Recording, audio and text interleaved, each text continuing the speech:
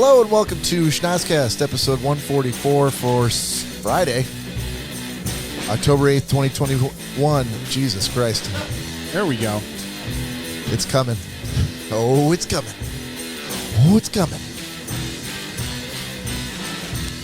This is Bob welcoming you to Schnozzcast on behalf of my best chums, Nick Bader, Cory Selesky, Todd Dillon. Gentlemen, how the fuck are you? Oh, hello. Oh, hey. Oh, hey. Todd. Do we have Todd? Oh, yep, he is muted. Sorry. There you go. You're good now, buddy. Hey, Todd. What's up? Are you in the bathroom? It sounds like you're doing some renovations. I'm not. I'm Okay. not. Can you hear me? I'm good. It's all good. It's all good in the hood. Which one is Todd? This one? Yeah. Go ahead again, Todd. It's all good. There he is. All right. All right. So, ladies and gentlemen, it's good to be back. Thank you for joining us. If you are new to the podcast, welcome. You can find us here every weekend at this time, possibly a different day. It's either going to be Friday or Saturday. It's been a while since we've done a Friday. It has been a while. Mm-hmm. It's just worked out.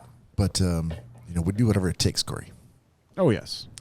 But in the meantime, you can stream us out on your choice of iTunes, Podbean, Spotify, Stitcher, Pandora, Amazon Music, Audible, or anywhere else where you get a podcast. You can also stream us on social media, on Instagram, Facebook, and YouTube, all at Schnozzcast. That's SCHNOZZ cast.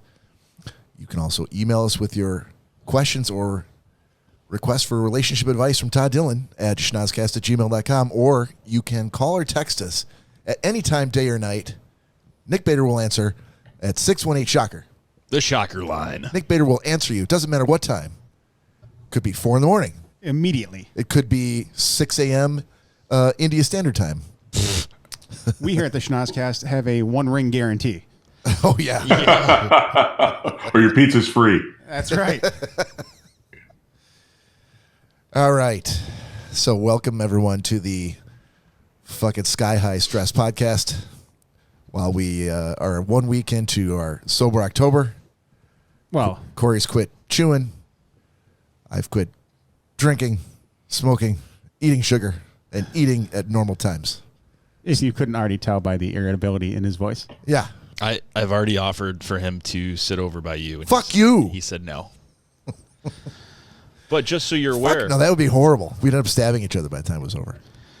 Just so you're aware, since we just mentioned the shocker line. Yeah? Yeah, we're going to have to go ahead and give a little plug to our sponsors. Yes, we should. Sorry, I should have shut up when I meant to. Never nip your sack again. Body and below the belt grooming in a whole new ball game. SmoothMyBalls.com presents the Turf Chopper 3.0, which has premium alloy blades and is water resistant, so you can take it in the shower or the sink. Shaving your body and below the belt shouldn't be a task where you have to worry about nips and cuts down there. The Turf Chopper 3.0 features a no-scrape technology, so you never have to nip that sack again.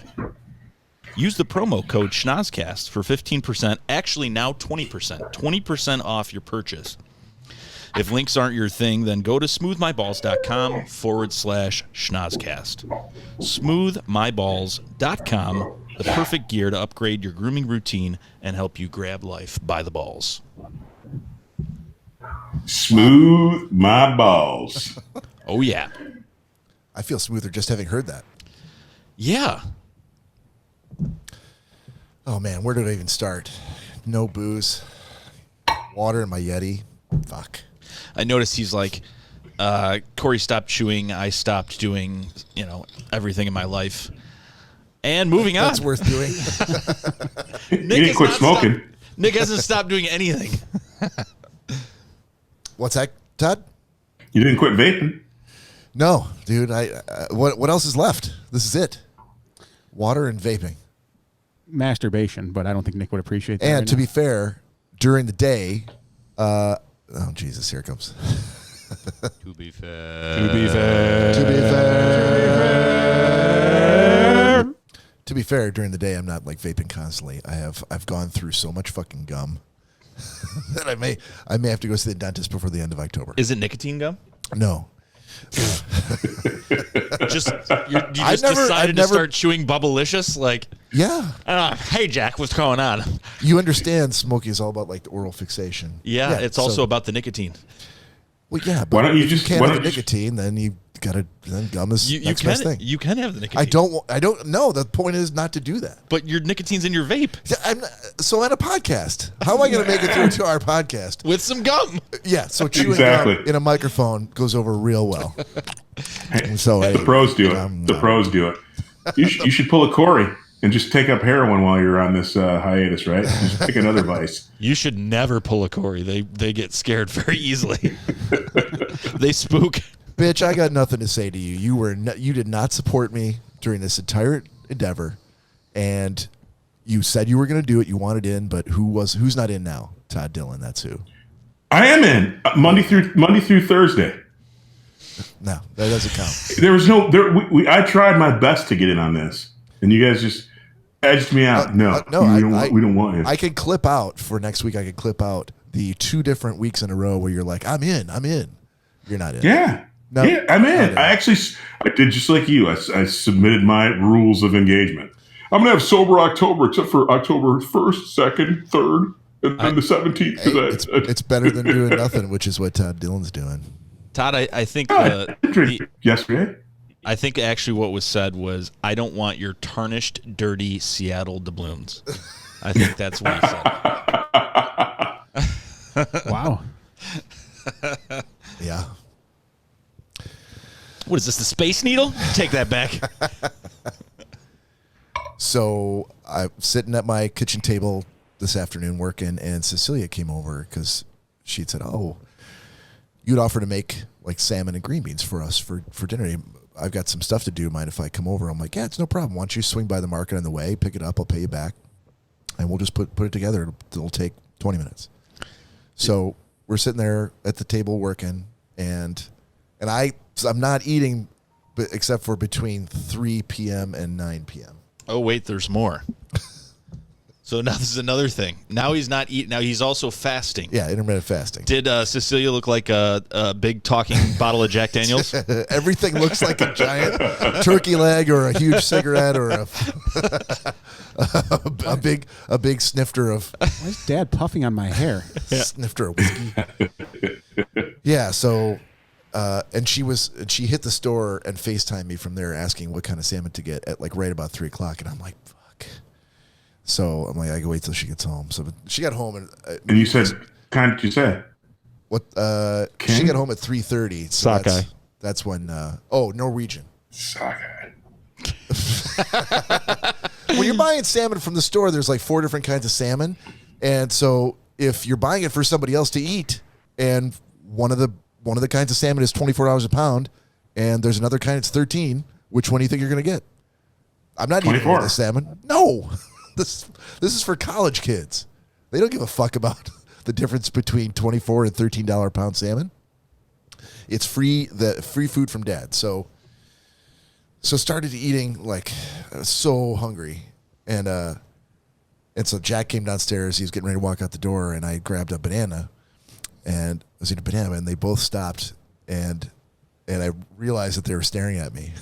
And I'm like, what? Like, what the fuck are you doing? I'm like, eat a banana.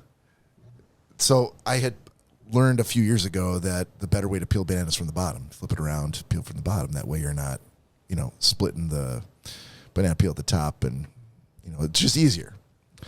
But I had, Sounds like it. But I had peeled the whole banana and was then holding the rest of the actual edible part of the banana in my hand, and they're like, "I've never seen anybody do that before." What do you?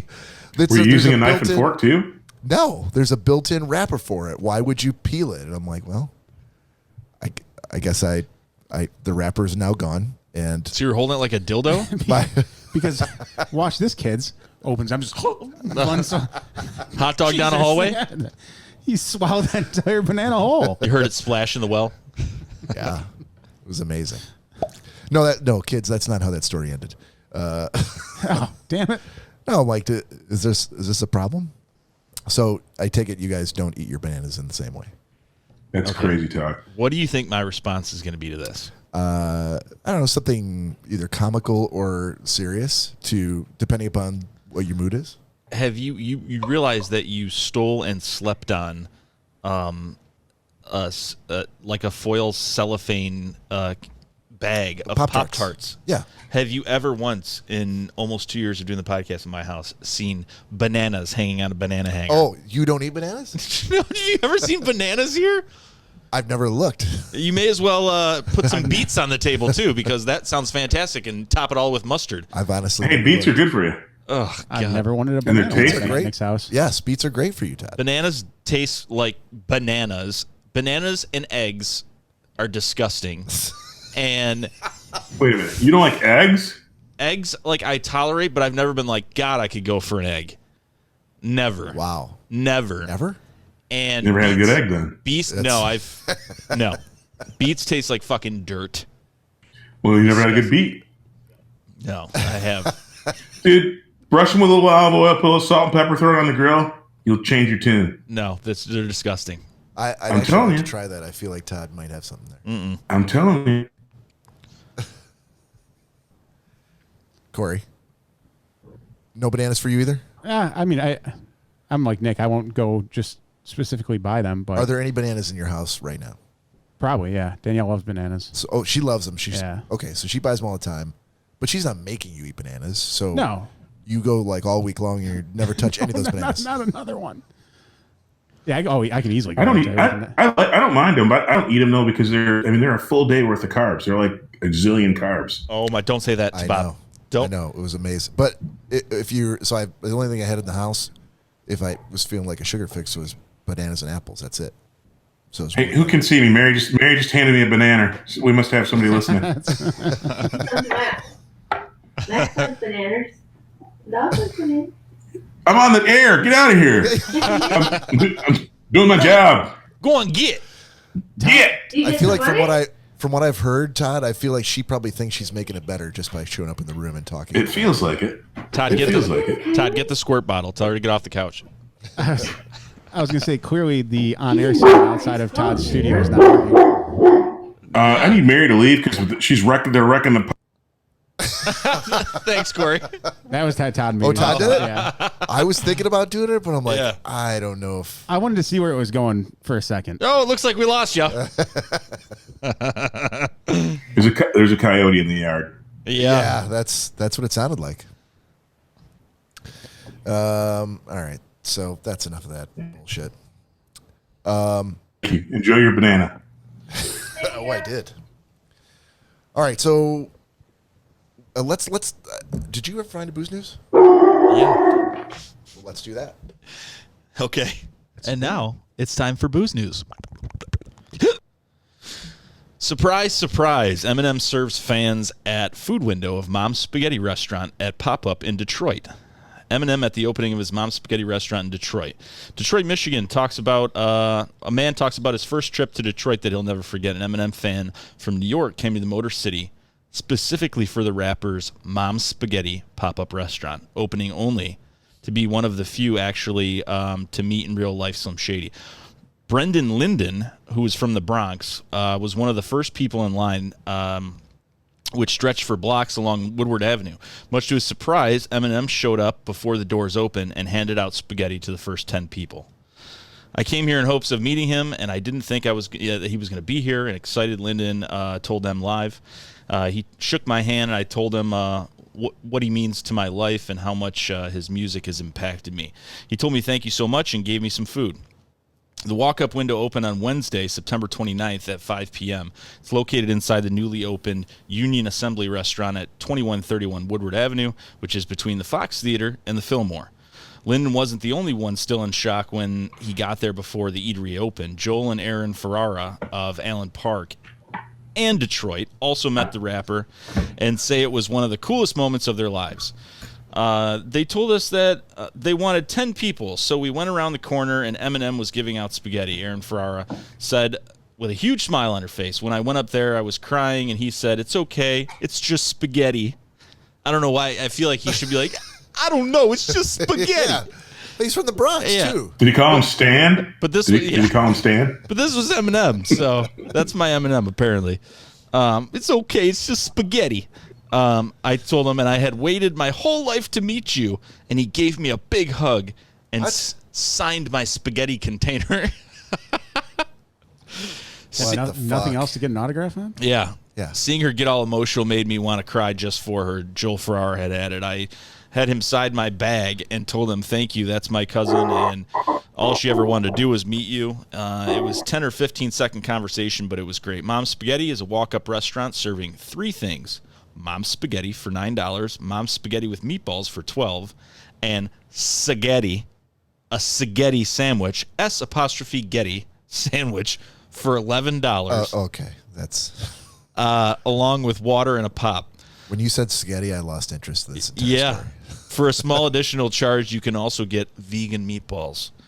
The adjacent upstairs store, The Trailer, sells Mom's Spaghetti merchandise, items from M&M's retail collection, including limited editions and coveted dead stock, and memorabilia from the M&M archives. We're told that you can also expect drops from rotating stock, The Trailer, which is limited to 8 stands at a time. Union Assembly is open Wednesday and Thursday from 4 p.m. to midnight. Kitchen is open till 10. Friday and Saturday from 4 to 2 a.m. Kitchen until 11 p.m. And Sunday from 3 p.m. to midnight. It's closed on Mondays and Tuesdays. So, pop-up restaurant from M&M in Detroit. Not sure how long it's going to be around. Mom's Spaghetti. Not sure how long it's going to be around. Yeah, I don't know. The menu doesn't sound that Having fantastic. read this article, who knows how long it's going to be around. Yeah. I've had it before. Spaghetti? The Mom's Spaghetti. Yeah? How did you have it? Yeah. When we worked at DMC. Yeah? Yeah. Had he done this before? No, it wasn't. It was in the midst of COVID. So they dropped a bunch of it off. So this was just someone's Mom's Spaghetti and No, it was from Cory. Okay. You were there. Cory. Okay. I mean, it's nothing to write home about. I can tell you that much. I feel like you're knitting quite the yarn here, my friend. Okay, you can think that all you want. In other music news, local boy made good Jack White opened up a new Third Man Records in London off of Carnaby Street last week. In London? Yep. Doesn't help us here. Who am I, David Bowie? No, but local boy makes good. Yeah, I guess. I mean, isn't that what the Eminem story is? Local boy makes good. Guess he's done some good. Eminem finally made something of himself. Finally? Right. Yeah. After all these years. 33 years? Opened up a sketty store. It's sketty. All right, so that's booze news for this week. I want to real quickly pivot then into the Nick's segment, The Haunt, for this October. Yes. Oh, shit, I didn't give him a heads up so we could play that fucking werewolf thing. There. Sounded just like the phone. Yep. The Haunt for this October. So this I week. feel like I want to do that for the rest of the podcast. Like every segment, just, sorry about the music. Nick, can you just give an approximation? This week's The Haunt for this October. So this segment, we just talk about a real quick paragraph about different places in Michigan that are haunted. This week, it says from TB to the heebie-jeebies.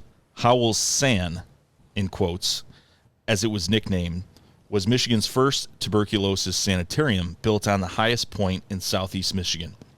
It went from 16 beds when it was built in 1907 to 500 in 1930. Antibiotics eventually eliminated the threat of TB, so the SAN began accepting patients with mental disabilities and ailments.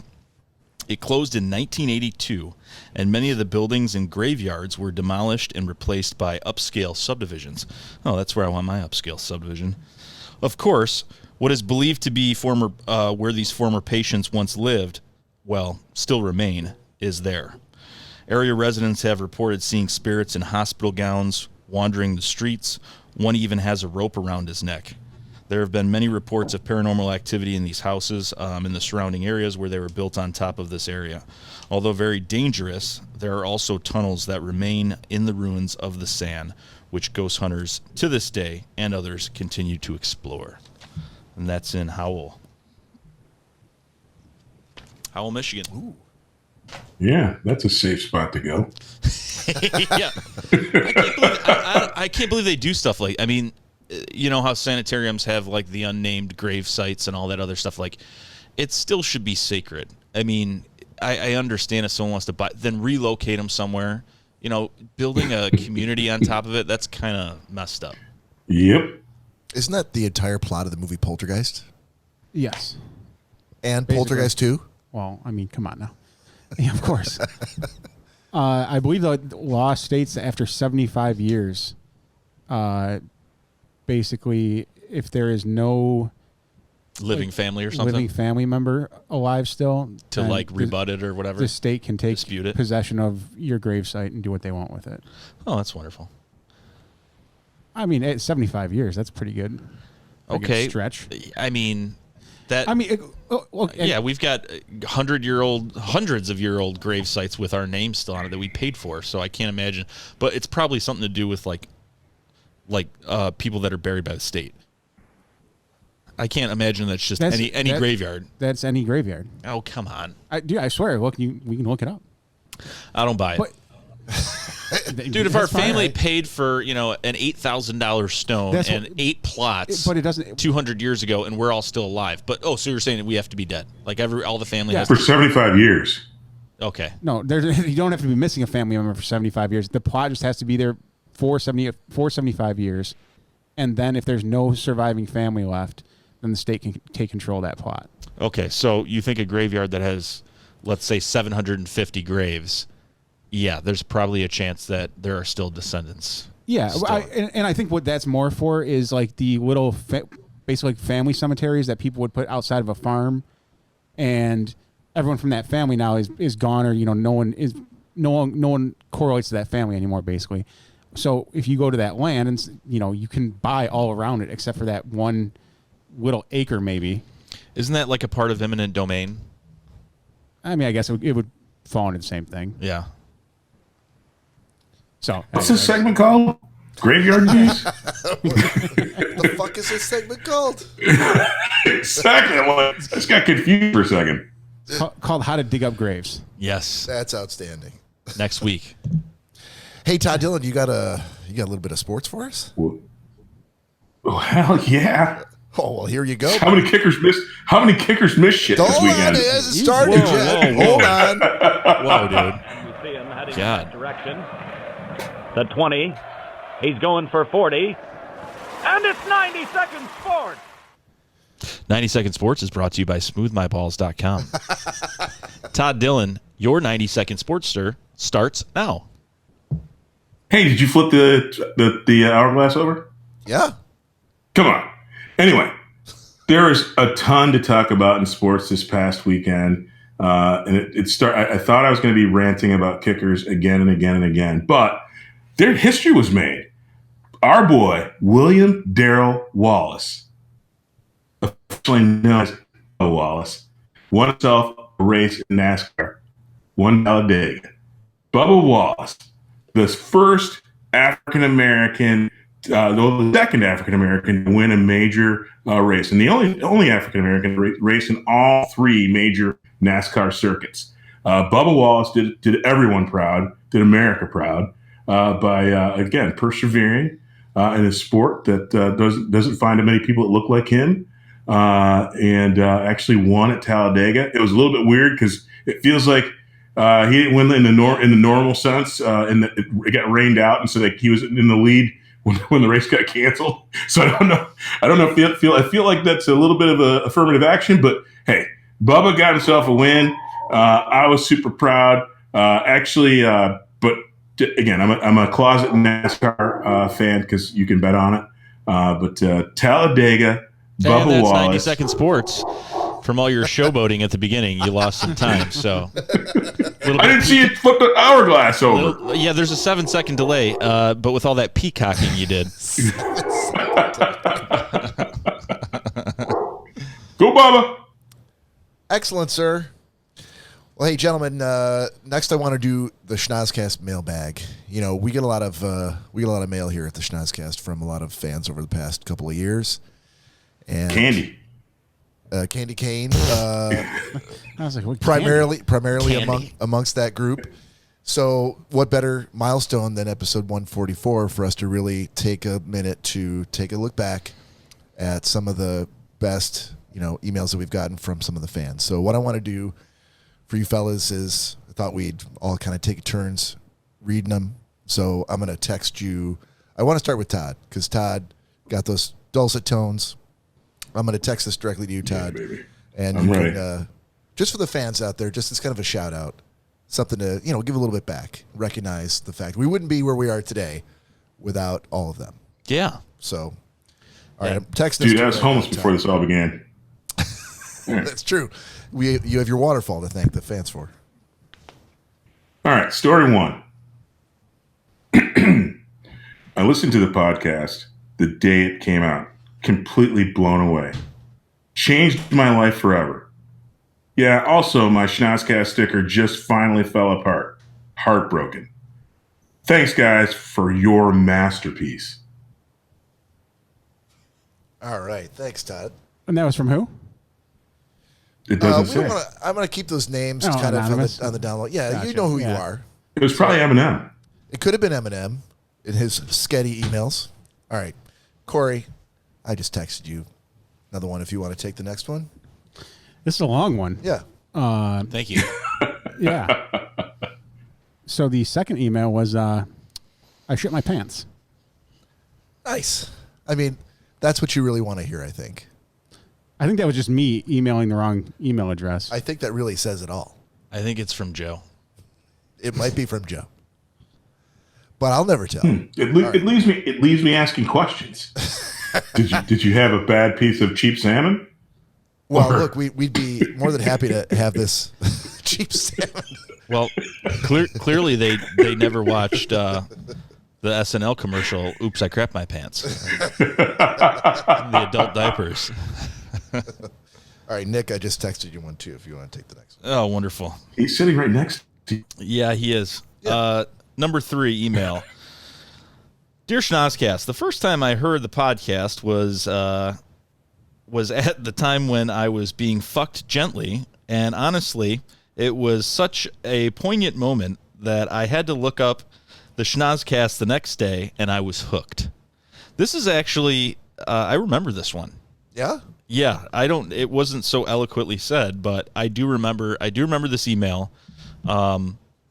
Something was going on, fucking gently, and there were people listening to the podcast whilst making love. And Phil Anton. No, I told you that in confidence. no, Phil Anton cries gently while making love and hearing the podcast. That could have been me. All right, so the next one, next email we got here. Hey, the first time I've heard Schnozzcast, it had just come out, and I was a manager for Radio Shack. And one of my employees turned it on while we were closed overnight doing a remodel of the store. We listened to it at least 10 times all the way through the remodel on repeat, and I laughed throughout the entire thing. Fell in love with your voices and never looked back. Thank you for existing. You've gotten me through some pretty tough times and helped make good times even better. Wow. So thank you, man. Jay Van Dusen. What? I keep unmasking people. Look, again, we're trying to kind of keep this on the, on the anonymous side. Sorry. Because they were These kind stories enough sound so familiar to me. they were kind enough to share their sentiments with us, and I think it's the least we could do. So, Todd, there's one in your inbox here waiting for you. I got it. I remember being off sick from high school. High schoolers listen to this, huh? I remember being off sick from high school, and I was listening to Spotify in the middle of the day when the word Spotify exclusive came up on the street, and Snot started to play. The podcast blew my mind. I subscribed and listened to it on repeat for at least a year. I think I was one of the first kids in the UK to hear the podcast, which I still think about to this day. Thank you for the awesome times, dudes. I love this guy. Yeah, from across the pond. That's weird. Across the High pond. school. That's weird. From all I'm quite the Anglophile, and from all the people from the UK that I do talk to on occasion, none of them say dude. It's usually mate. But Clearly, he's some of He said our dudes. patois has rubbed off on he him. must be assimilated. Yeah. Yeah. That's awesome, though. Or she, whoever. What the fuck? Corey, Yes. why don't you take the next one?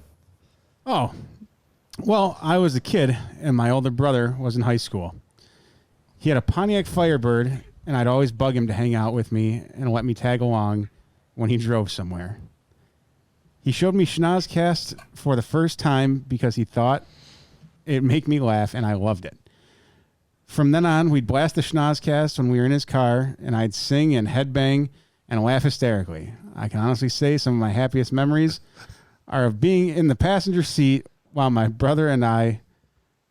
Nope. What's that?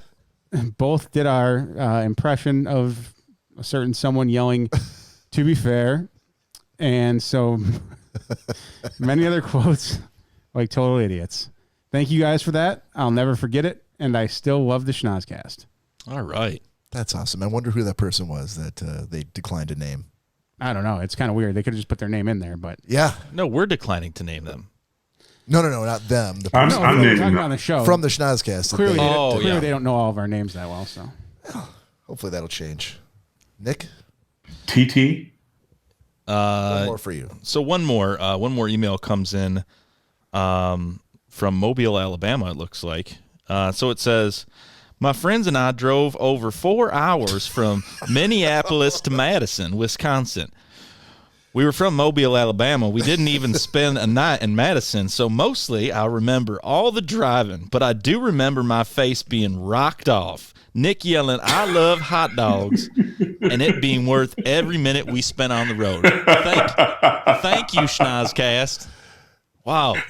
That's awesome. Dude, that was Bubba Wallace. He's from Mobile, Alabama. Just to hear something like that, dude, you're welcome. He's getting his face rocked off. I don't know, but I feel like that was probably 100% accurate. I just want to say I love hot dogs. Hey. All right, so the last email we have here, I wanted to read. In 2021, I saw Schnozzcast on the beach. During a moment in the show, Bob was addressing the crowd. Someone in the crowd yelled out something, and then Bob addressed the person who yelled and said into the mic, "Hey, man, only a few people around you heard you say that you think I fucking suck. But I just want to let you know that I have a microphone, and everybody on the beach can hear me when I say that you fucking suck." I remember that. The whole crowd cheered and laughed and then sang along to the funk of this song. I remember that. That was weird because that was up in Tawas. Yeah. Yeah, that was. I remember the woman had blonde hair. Someone in the crowd. Man, So, that's cool. This is all just really heartwarming and just, again, tickling. Thank you to everybody listening out there from each of us at the Schnozzcast. That was great. On that note, Hey, schmoove your balls. Yeah, sure. Yeah, do we have an agreement to do a particular number of those? No. promos One is fine. One's all you need. Yeah, one's fine. Todd, what are you drinking tonight, buddy? Oh, I'm glad that you asked. I went back to the well with New Belgium Brewing, and I am drinking their Voodoo Ranger V2K. It is an incredible IPA, and I know Lori doesn't like IPAs, but this IPA is a bit different. It's got hints of grapefruit and guava. Amazing. Ooh. And I'm drinking that for my shot. I'm going to do a little bit of Crown Apple again. I'm back to the well. Okay. So tonight we are doing the roasted apple. Revelstoke. Revelstoke. It always escapes me. Cory and I are doing Revelstoke. Bob is doing H20. Yep. So Schnozzcast shot. Raise them up. Cheers, Buzz. You sons of bitches. Lightyear. Nice and covered. Salute. Dude, Aldrin, Lightyear, I got them all day long. Whoa. That's the good stuff. Not too many of those. No? Oh, fuck no. You just did one earlier. Really? Not a fan? I mean, it's not terrible, but He did one like 10, 20, 30 minutes ago. I What was do you guys I do was to start? and I was thinking that when I did it, but that was a way bigger shot. It was a bigger shot. Yeah. And You know like what's this- Fireball better than that?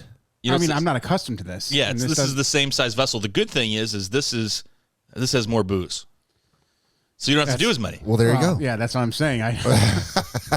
Are you Reveille stoked? Wow. Moving on. Moving on.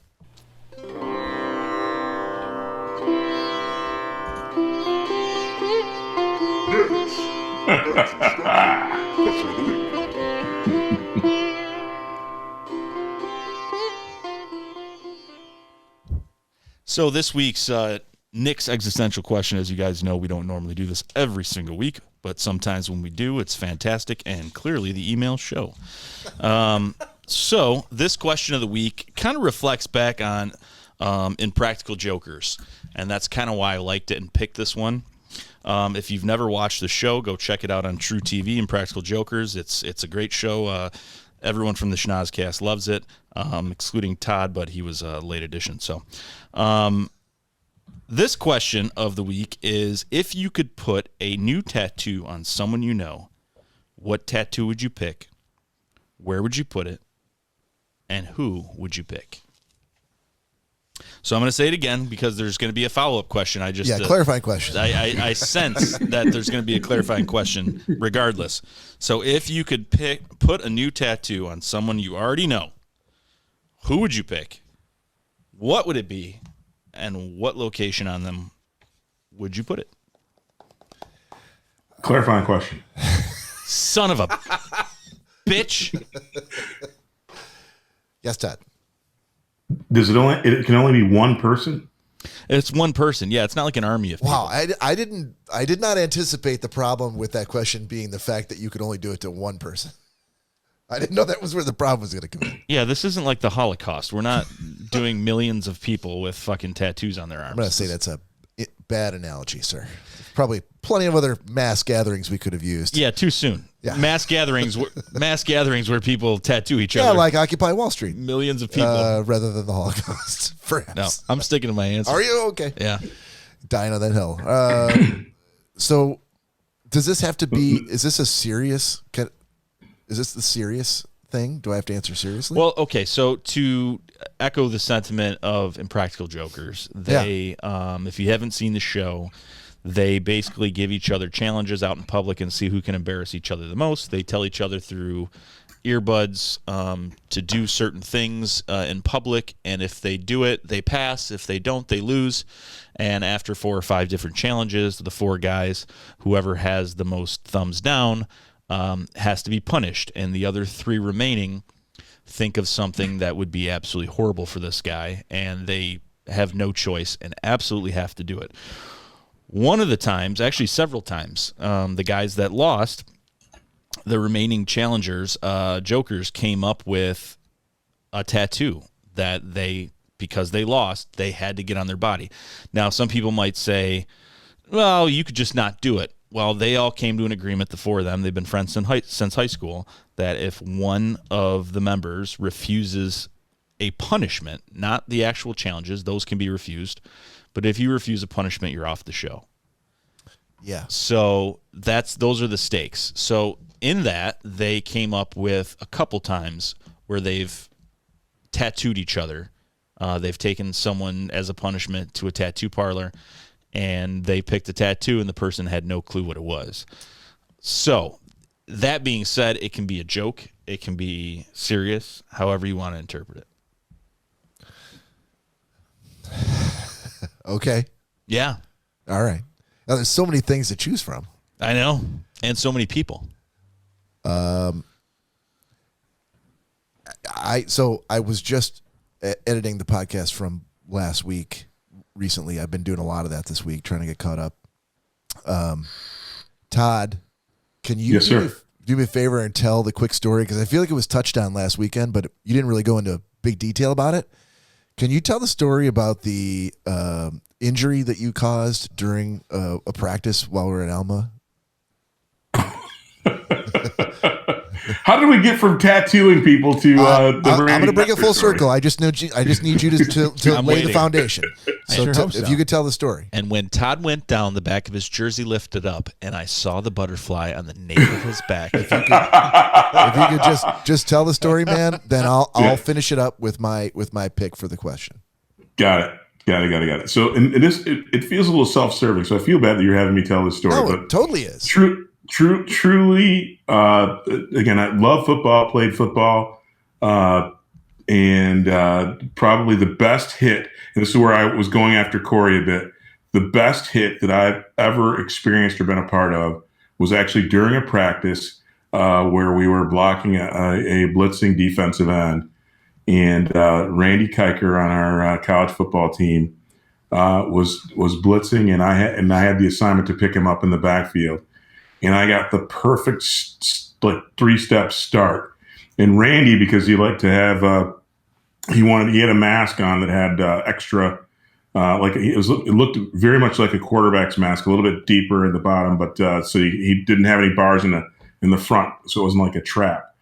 And I hit him so perfectly with a block that I opened up his mask, broke his nose, smashed it flat against his face, and knocked him completely unconscious in 3 steps.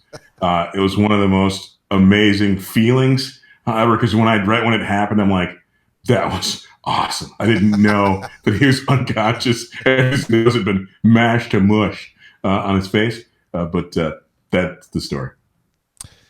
Thank you for that. So to piggytail off of that and close out my answer to the question, I would ask Randy Kiker to get a tattoo of his face with the broken nose, blood spurting and everything, with the helmet with number 32 crashing right into it. Yeah? Yeah, that's my answer. You would put it on Todd, you said? No, on Randy. Oh. Much in the spirit of the Impractical Jokers, like, you got to kind of own what happened. Gotcha. Yeah. Fair enough. If I put it on Todd, I'd feel like it would be more like a punishment, like punitive. That would definitely be a punishment. Yeah, but this is more like a badge of honor, like, oh, this guy, my best friend, when I was in college, broke my nose. I don't know if you guys are best friends, but I know you were friends. We're Facebook buddies still. Yeah. Best friends in the world. Hey, I trimmed my Facebook list. So it says something. He's still on that list. Now I know why you're not on my Facebook feed anymore. So was that an acceptable answer to that question? I love it. Yeah, absolutely. Yeah. Okay. So, Todd, how about you, buddy? Well, Nick, you and I are boys. You know that, right? Yep. Oh, no. But That's a great start. You are my target. Okay. New York Jets tattoo on your neck. Son of a bitch. That's a bold move. On the back of the neck? Nope. Side right tat. on the side, so people can see it. Yeah, dude, a side tat. Like a prison tat. He'd have to throw his side head neck out to cover it up. Oh, no, beneath the Always beard line. turtlenecks. Beneath the beard line. Wow. That's upsetting. And New York Jets. Why the Jets? Because they're worse than the Lions. One of the losingest teams. Hey, let's not make too big a fun on the Jets tats. Oh, why? Doesn't Pat? Yeah. Oh, yeah. No, but he would be the first one to go like, oh, they suck. They're horrible. Yeah, I know, and he does love them, but Yeah. still, that's. But he's like every Lions fan. I mean, it's very rare, I think, to talk to someone who's like, no, man, they're going to turn around. Like, I really love their chances. Like, every Lions fan's like, yeah, I don't see it. Well, I'll watch the first game, but after that, like, we're throwing in the towel. It's not even worth it. You know what I was going to do? I was going to do TT for TT. The Taoist tortoise. And I was going to make it a tramp stamp. The Taoist tortoise. Joke's on you, but I already got in it. that tramp stamp spot. That's why I was asking if I could do multiples. Already have it. Oh, okay. Yeah, it's a good question because there's so many different people that I would. Yeah, and yet Todd picked me. So, Cory, what's yours, buddy? Yeah, I do. I would definitely have to go with Bob and a box of the infamous pink Voodoo Donuts box. Oh, yeah? From Portland. Just the box. Well, it's full of donuts, I assume, right? See, we'd have to work on that because would they be flying through the air? See, now Nick's on by the way, that was a bag. I didn't throw a box. I threw a bag. No, but the box is iconic, so people would know. That pink box, yeah. That's fair. When half open with a Cheerio donut in it. That's right. That Cheerio Fruit Loops, the Fruit Loop donut. Dude, it would have to be the big eclair penis that they made. I am 100% confident I did not buy that donut. It was not in the bag I threw. I am 200% sure. Now, hold on. I guess this is your tattoo to give me, but I am 200% sure you actually did buy that donut, sir. why would I buy that? I didn't buy it. I hate eclairs. You bought the penis donut. That was one of the ones that Was it a joke? Did I buy it as a joke? I think it was funny to you at the time. Yeah. All right. There's no harm It's in funny as loving yelling at homeless penises, people, Bob. but Were you handling it like you handle a banana? oh no, this is far more aggressive. I threw it against the wall. Too girthy. He couldn't get it all down at once. I threw that bitch down the hallway.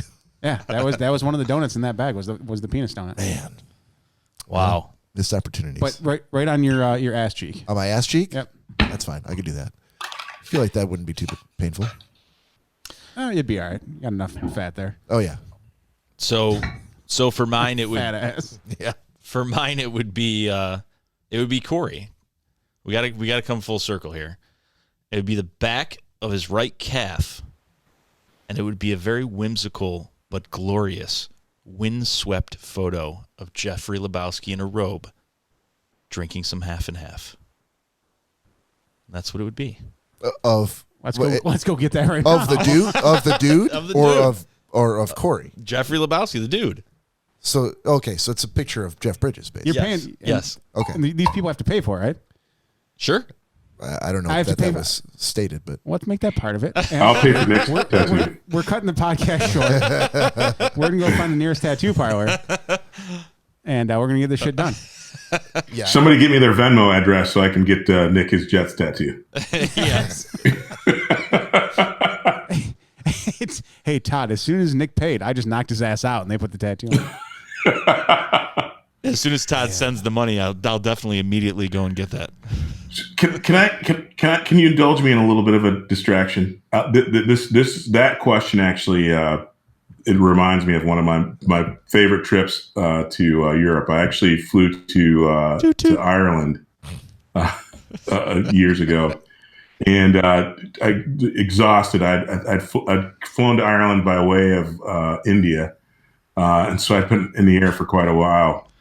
And, I couldn't sleep when I got to my hotel room, and there was a show in Europe that was based on people who fix like failed tattoos. I don't remember the name of it. But it was a very much a European show, and someone and they were showing all these these different people who got tattoos when they were either drunk or whatever. And this company actually they had 3 professional tattoo artists and a really saucy receptionist who. They would come in and each one would say, hey, I think I have a creative idea. And they would pitch their idea to fix an offensive tattoo. But my favorite thing was there's these 2 guys who had all these really, really brilliant tattoos of all the places they had been.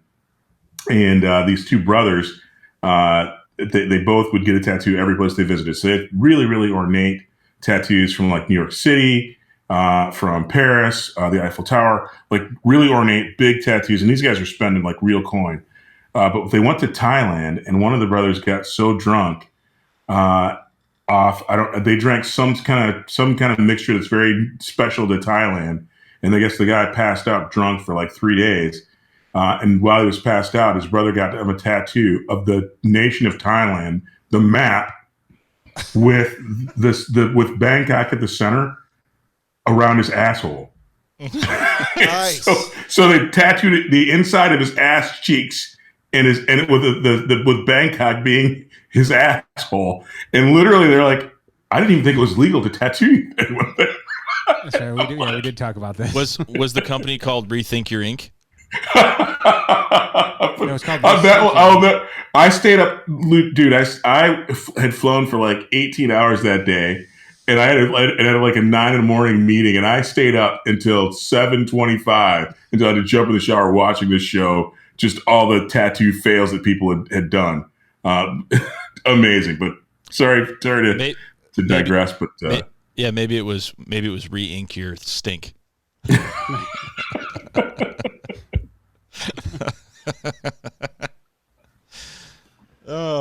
How to follow one of the best that? shows ever. Oh man. I don't know why, Todd, but you sounded crystal clear through that entire story. The clearest I think I've heard you in weeks. Yeah, because you guys get your shit fixed on your end. Yeah. Yeah. We must have. We must have. I don't know.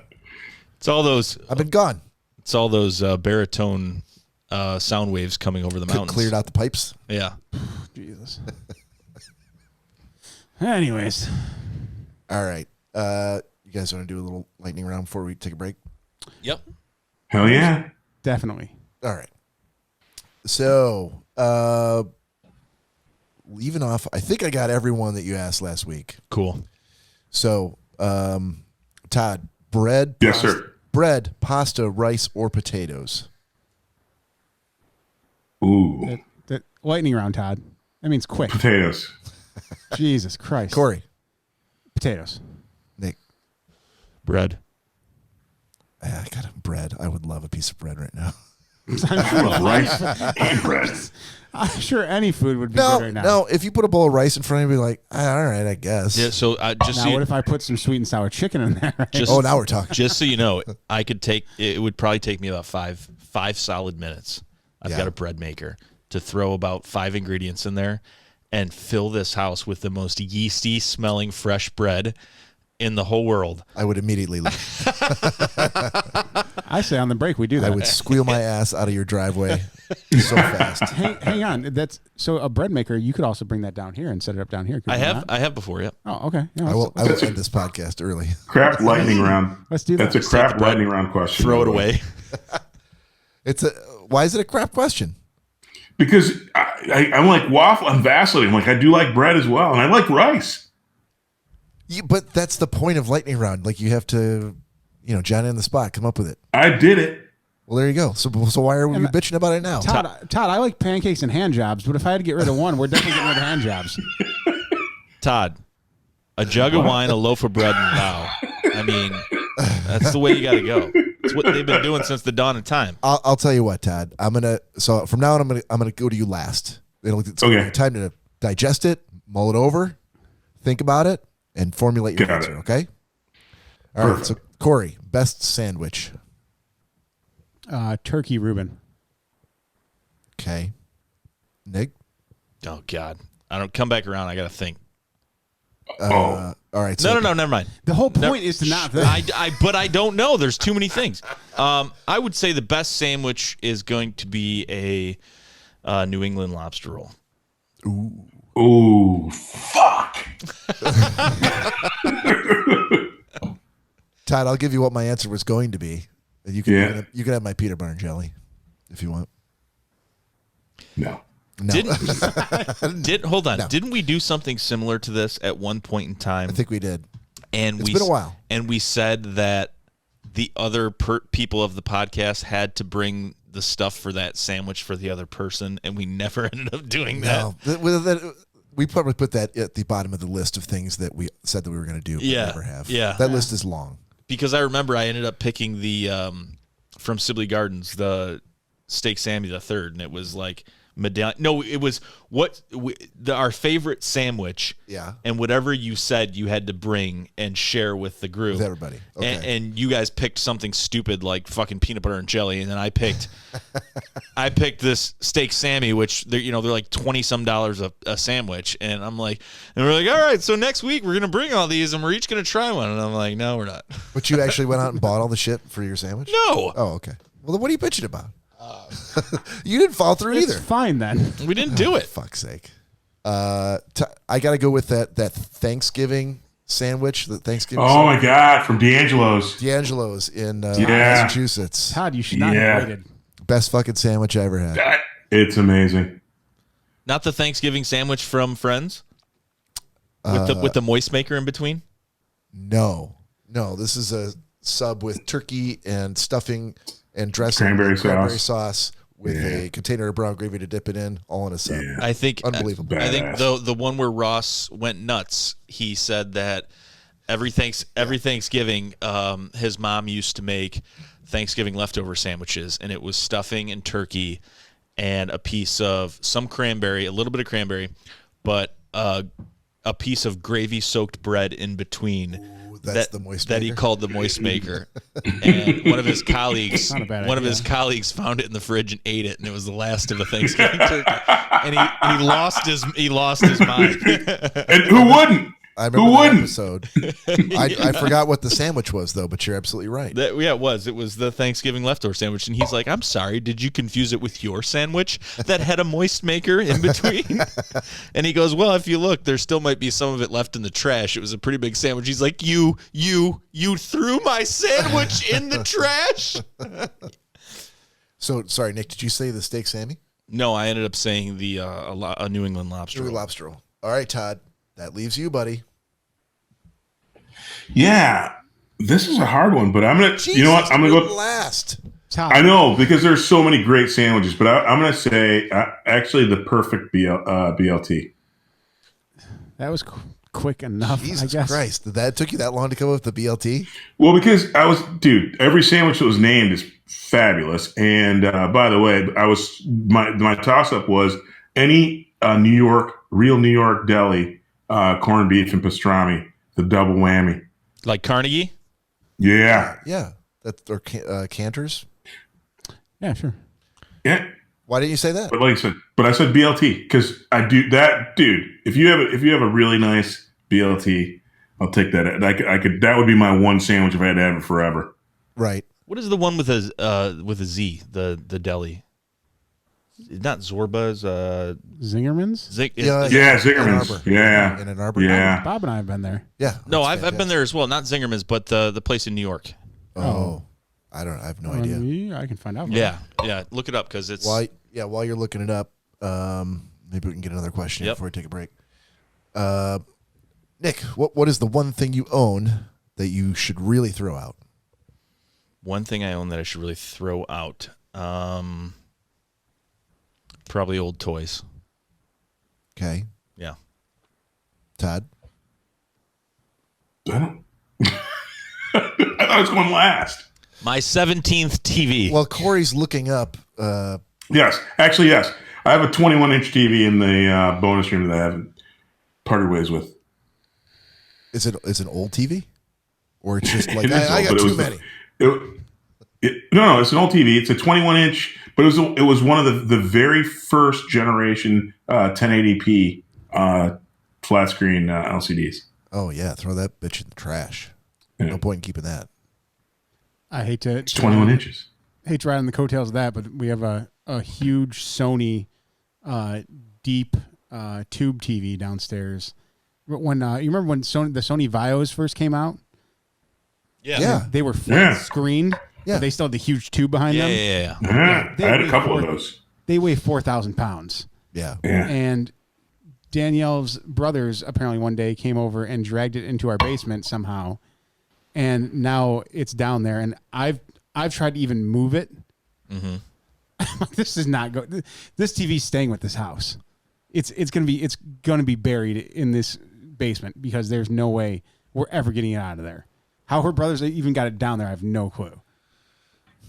Dude, there are so many companies. Mike just, we went to Angie's List, and I set him up with that. And there was a company. There were literally 10 guys that came out, and they were all veterans. And it was some veteran moving company. They had great reviews. They come in with blankets and hand trucks and all kinds of shit, and they have like a whole system down. And something like that, they might charge you $150 or something, and they would fucking take it right out of the house. I'd rather go spend that money on a chainsaw and just cut that bitch up in the basement. Yeah. And take it out piece by piece. We had the same. Hey, videotape that. Todd, you guys would be invited. That'd be a celebration. Cat's Deli is what you're thinking of? No. Z. Begins with a Z. Well, it had a Z in it. So C-A-T-Z? no, K-A-T-Z. Okay, I hate that. Zabars? Yes.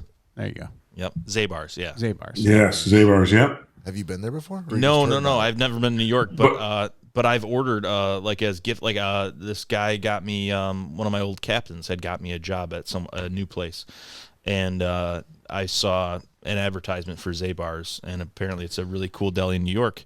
And I sent him like a $150 gift basket because I said, I appreciate the help.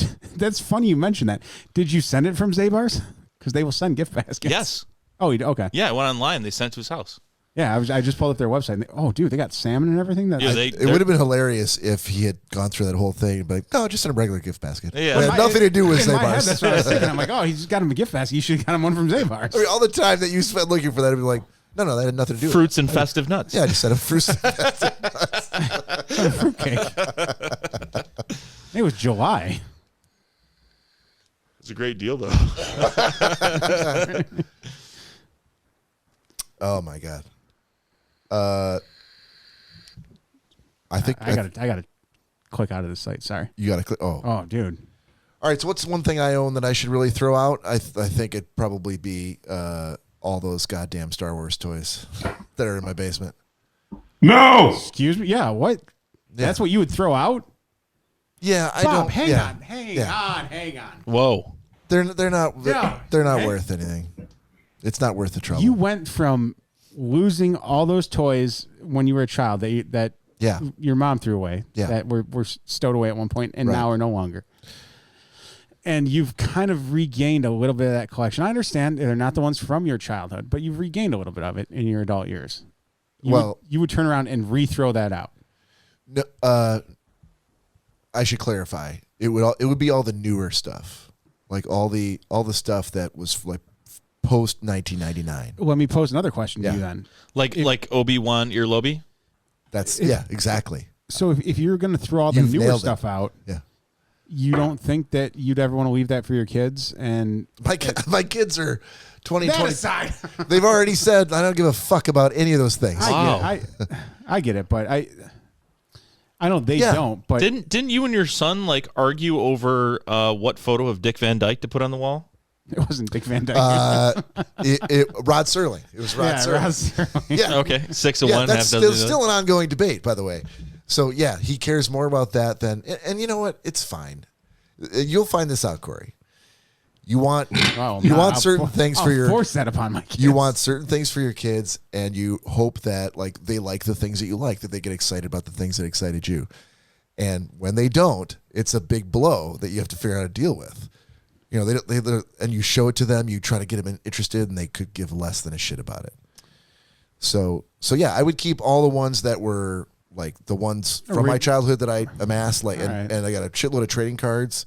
Like that doesn't take up any space. But all these figures where it's like, you know, it's a big box, and I've got like dozens and dozens and dozens of them. Wow.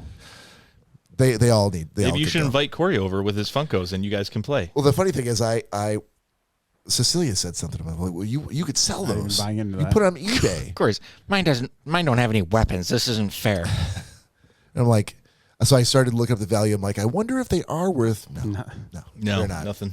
There, a lot of them I bought like right in '99 when the. I was gonna say that. Yeah, those you won't see value on. So for those some years, but those I left the price tag on because the box has never been opened.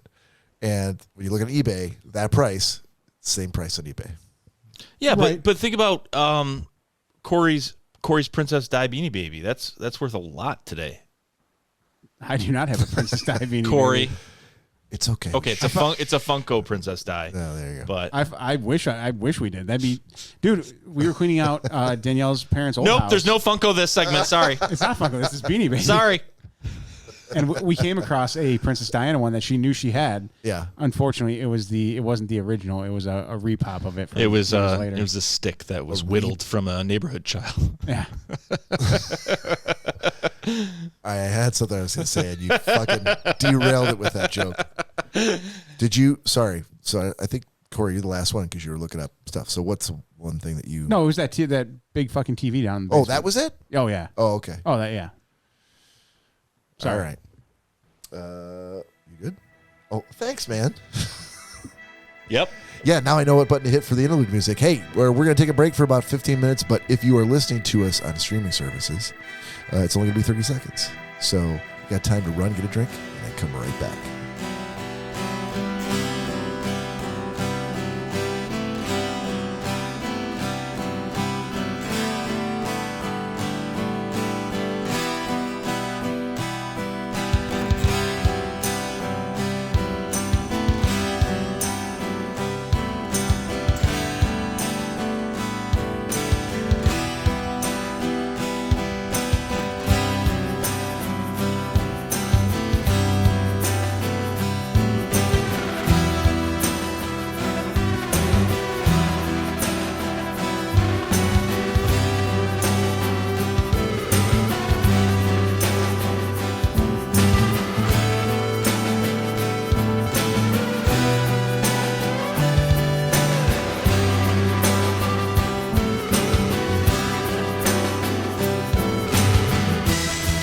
back to episode 144 from Schnozzcast. Thanks for sticking with us. Or where were you the first half? Just showed up now? All right, that's fine. We'll accept. Begrudgingly take the new listeners. Todd back on? Word. Hey, Todd, Dylan, there's a video hey. here that you shot over to Cory. Which I did. He's going to pull up on his screen here. You want to either narrate or preface this with telling us what it is? So, as some of you know, I've actually you kind of dipped a toe into being a farmer on the side, and so this video is the funniest thing. I have 6 chicks that I am raising. We're going to have our own egg-laying hens here at the Dylan estate. And so you can click the thing. That's Bo's big face. And by the way, Bo's 5 months old, and he registers 82 pounds as of today. He's the fastest growing dog we've ever had. But the funny thing is, Bo sticks his head in there, and the chickens don't run away. I'm the feeder and waterer and keeper of clean bedding in there. And I put my hand in there, and they scatter like freaking I'm the boogeyman every time I go near their little box. But Bo is allowed to stick his whole face in there and touch them. And I'm like, one of us is actually trying to eat you. Maybe he's a chicken herding dog. He's a chicken magnet. Wow. I think it's the funniest thing, though. I have a 5-month-old puppy with no impulse control sticking his head into a bin full of baby chicks. And he's controlling himself, which is amazing. That is. And the chickens aren't afraid of him. But like I said, I'm the feeder. So I figured that, and I try and handle them. I've had them for about 2.5 weeks now, thinking that they'll get used to me. And every time I stick my hand in there, they scatter like freaking death is on the way. Todd, go ahead, Cory. It is impressive that he hasn't, because I thought that's the way the video was going to go, that all of a sudden it was going to be a dog sucking up a bunch of little baby chickens. That's what you got? When he said that, I opened it up and I was looking at it, I'm like, that's what you do? I'm like, oh, this is about to go real bad. And then it stopped, and I was like, oh, shit. I'm like, okay. But right. do you think you'll be able to bond at least a couple of the chickens with the dog, and so they're like growing up together and they're best of friends? And that's why we got the chickens at this age. And Bo, originally we had planned to do this with Jackson before he passed away, because he was such a gentle soul. And so yeah, we got the chickens now so that we could bond them together. And it looks like they already have, because he would, if he could, he would get in there with them. The other cool thing is, so he every now and again he'll slip away, and I'm like, oh no, where's Bo? And I'm thinking he's up there and he's either tipped something over or eaten one of them. And the sound that they make is actually pretty soothing, the chicks. And so I'll catch him up there taking a nap. He'll sit up there and take a nap. And then Bo and I have this really, really awesome ritual. At the end of the night, every night before I go to bed, I walk up to check in on them, make sure that everybody's healthy and that the temperature is good and that their water is clean before I go to bed. And and usually everybody's kind of passed out downstairs, and I sneak upstairs to do that. And Bo will inevitably come up with me. And what's cool is I'm like, all right, buddy, the chickens are all good. The water's changed.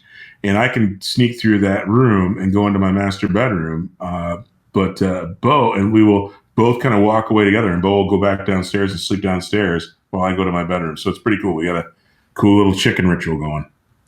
So, to speak from experience, when I had chickens, I often told like my family members when I was raising chicks that, they literally, the first thing they saw coming out of the shell was me.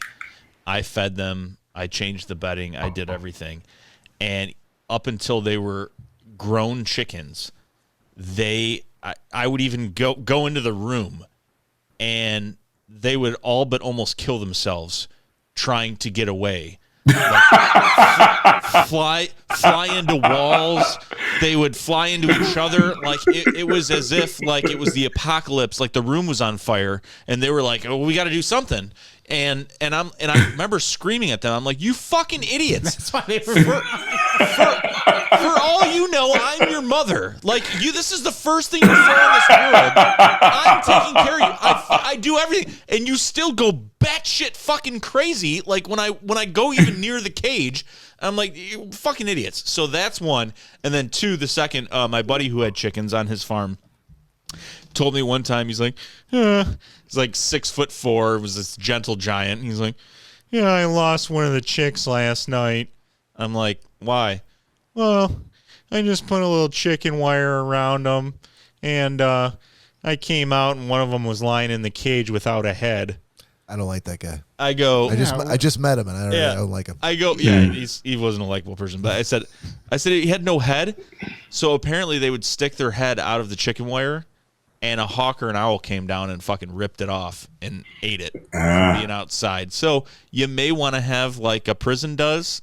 And have that little fence where like the guards can drive around right on the outside of the actual fence, because the fence within the fence. Yeah, because that may happen. But so you guys haven't seen the chicken coop Taj Mahal that's been built on the estate. So they have their fully covered, fully hawk proof. Todd, I really hate to cut you off here, but you missed a huge chance there to name the Coupe de Ville.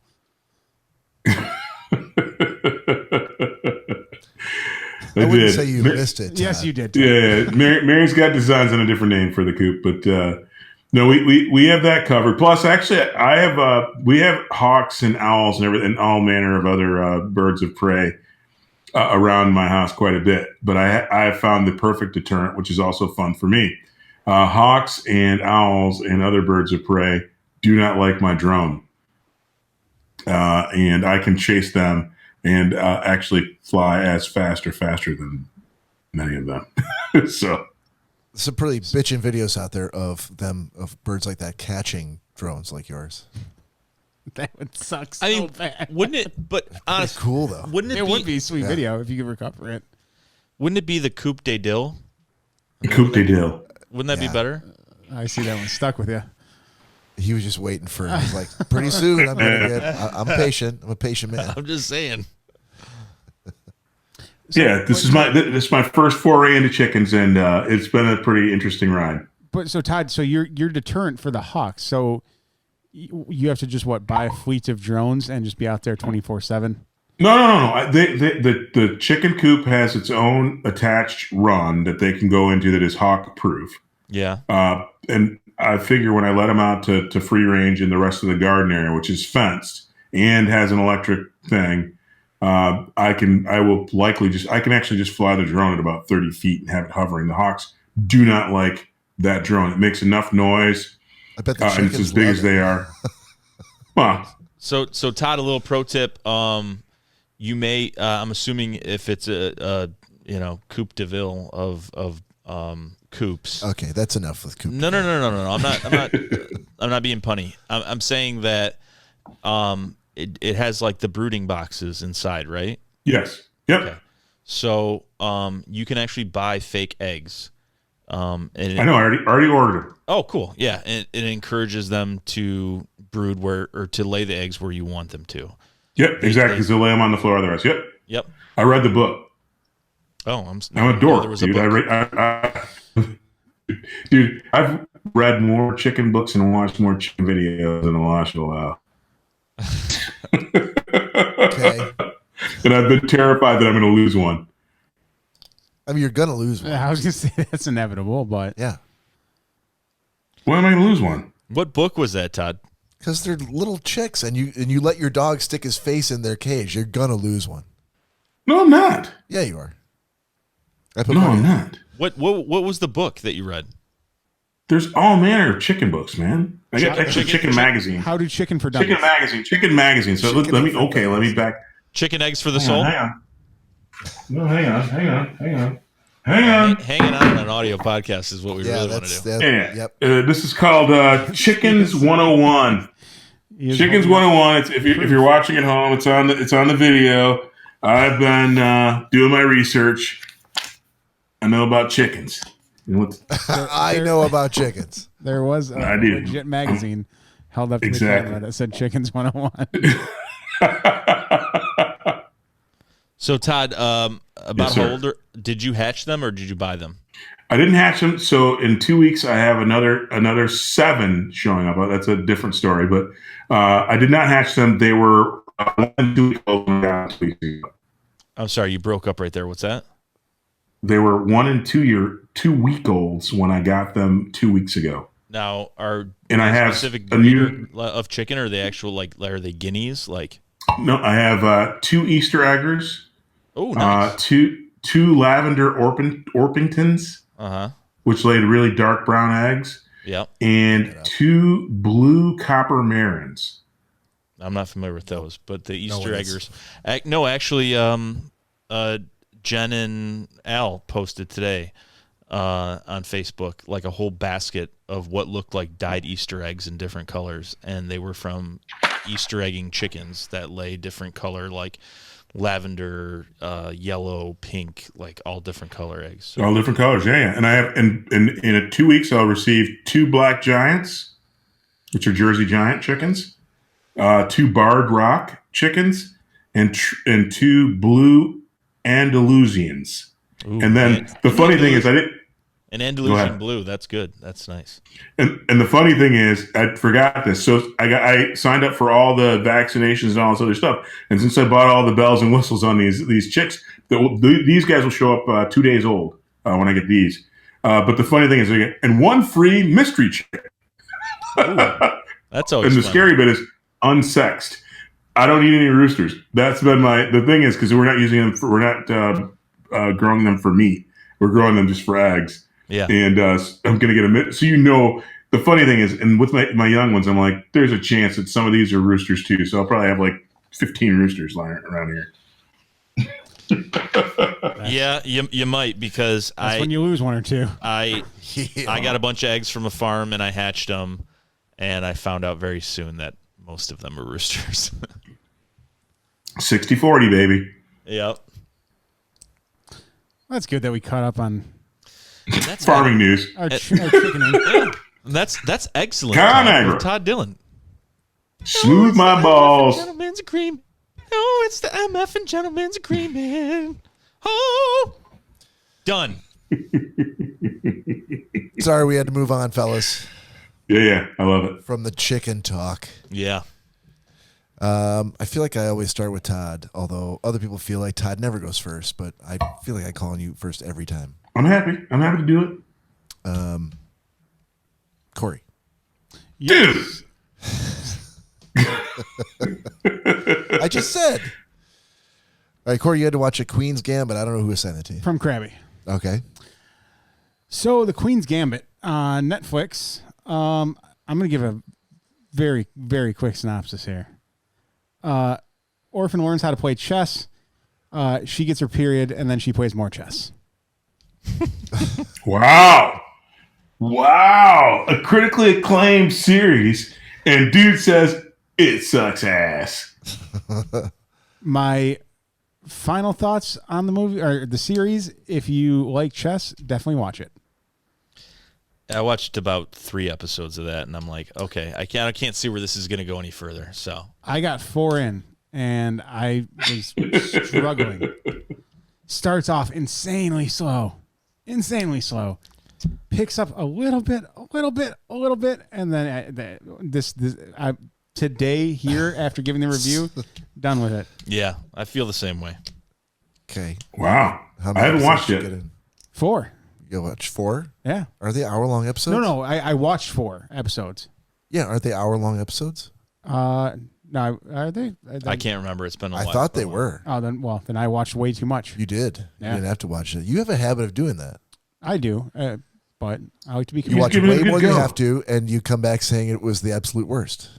Yeah, no, like, That is true. He consistently just hate the things he watches a lot of. no, like Ballers. Corey's a hurt. I just finished that last night, as a matter of fact. Corey's a hurt so good kind of guy. Yeah. He is. Remember with Lost? Remember he's gonna watch Yeah. fucking 5 seasons. yeah, just to It prove was all awful. just to prove that I hated it. It was. It was 37 With new hours rules. of television. No, and I'm not saying it's a horrible series. It didn't have its place for me. Can Can I ask a question? Yes. why did you have to? Because I'm a chess guy, so I like chess. I'm not very good at chess. I'm not a student of the chess game. But why do you have to like chess to like it? Can you expound a little bit on that? No, I mean, you don't have to. That's just it. That's what it's based around and about. Probably helps if you don't hate chess. Oh, I mean, dude, again, if you were a huge fan of chess, like this is probably maybe I don't know for sure. So I'm going to say there might be 5 other movies out there that are solely based around chess, and that's not fact. That's just my thinking. There's got to be other movies or series out there based around chess. If not, then this is your holy grail. Someone finally made a series revolving around the game of chess. I mean, it's okay. Like, it's kind of riveting, like in the first couple episodes, but it doesn't seem like that they can really do much more because, I mean, I've never played chess, and I guess if you really liked it, I mean, the whole show is based on this girl basically trained who has a mind for chess. She's like a savant, and she is doing fantastic at it and knows the Krapusky attack and all this other crap, and there's a lot of chess terms and shit. But beyond that, I mean, maybe I'm not doing it justice because I didn't watch it beyond that, but it was just I'm like, okay, yeah, I get it. It could have been like an hour and 30-minute movie, and I probably would have been like, yeah, this is cool. But as a series, no. Because I'm curious, because again, I don't know any of the moves. I know it's funny. One of the things that I want to do as a thing with my little brother from Big Brothers Big Sisters is we've been doing very much media-y things, right? Movies and things like that. I was going to teach him how to play chess, and if he knows how to play with him, because I don't know any of the moves. I know the rules of the game. I know that again, it's a thinking person's kind of, and I was wondering, it's highbrow, but I think Nick, you actually probably laid the thing. If you need to know like the key strategies and different approaches and which one defeats the other, then maybe it's not much. But I've been curious to watch it because it got so many awards. But I was like, I don't care about the awards, and I'm not a chess diva. I know how to play. If you set up a board, I know what pawns can do, what rooks can do, what bishops can do, what kings and queens can do. But otherwise, I'm like, I just know how that, and then I'm playing checkers. And it wouldn't be lost upon you if you didn't know like all the strategies and everything. Like you'd still be able to get through the series. Mm-hmm. And I think all the awards and everything come from it because it's kind of more of your artsy kind of cerebral kind of. Yeah. It's not an action movie. It's not the best casted movie with all these famous actors. So I think that's where a lot of its awards came from, kind of being like that. Not like underground film, but more top of the line underground film, if you will, if that makes any sense. Yep. Okay. No, it's interesting. I think I have to watch it and then see where I land on it. But no, I think you guys do it justice. That's why I want to ask the question. Thank you. I'll take the counterpoint to that and say I watched the whole thing. I never played a minute of chess in my life, and I thought it was fantastic. Ooh.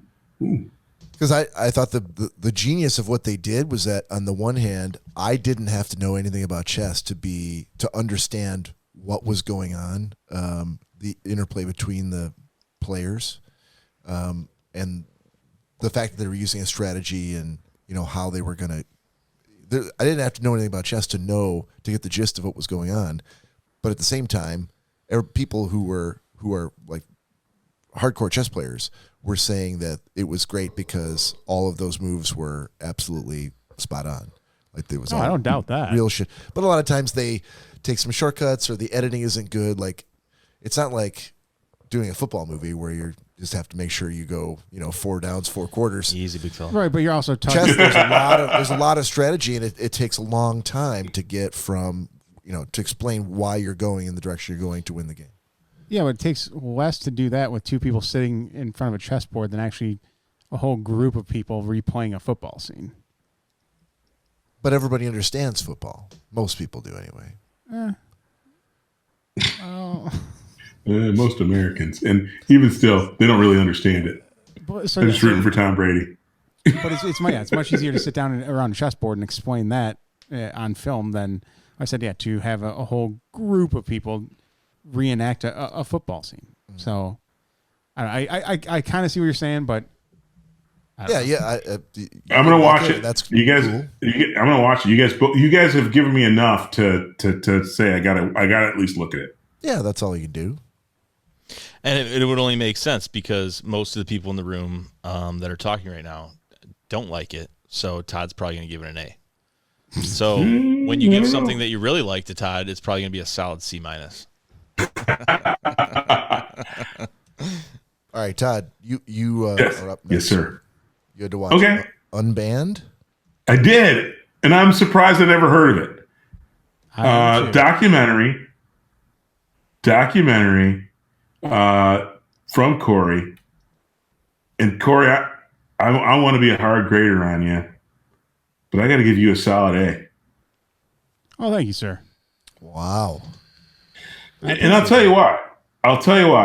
There is a couple of points. It's a documentary about, and it's Unbanned, the Legend of AJ1. And it's a documentary about how Michael Jordan in his ascent to greatness, and less about Michael Jordan. It's just about Air Jordans. It is the story of Nike and a company that was a floundering shoe company, and truly floundering on the brink of collapse and bankruptcy, took the biggest risk in the history of risks, and then ran into the biggest pothole ditch ever, overcame that, and then they layered in our social consciousness. If you watch this, you can't help but see kind of what's going on in America now. The movie is a couple of years old. I literally had to look back because I'm like, holy cow, this isn't post pandemic. It gives you some insight, regardless of your political views. It gives you insight on kind of how amazing it is that the fact that Air Jordans is one of the most popular shoe brands, regardless of sport. I had just picked up recently on the fact that many of the NFL teams are wearing the Air Jordan shoes as cleats. And I'm like, wow, that's awesome. And I remember being a kid wanting a pair of and we played my high school basketball team got that first generation of Air Jordan, the Air Jordan 1s for our team. And thankfully, we were red and white because I think my school would have absolutely pushed back on it. But amazing documentary. I could gush on it for 30 minutes. Solid A because, and by the way, if you don't like sports, if you don't like basketball, even if you don't like Michael Jordan, it's still worth watching. There's too much really, really good, relevant information about our history as a country and what Air Jordans mean to the world to not watch it. I would recommend this. It's a solid A because I'm going to recommend it to everybody that I know, and people who don't watch it because they don't like sports or whatever reason I'll be trying to talk them out of. Don't watch it for that. They're dead to you, those folks? No. I'm just saying there will be people who I don't like basketball. I don't like Michael Jordan. I don't care. I don't want to hear just the brand Air Jordans and the history of it and the people who are in it. Jason Sudeikis, Mark, but who's who of people? The guy who actually invented the shoe. But if you've heard of Air Jordans, you should watch this. And if you haven't, then maybe you should skip it. That's solid. Oh, that's why I gave it an A. I'm glad you liked it.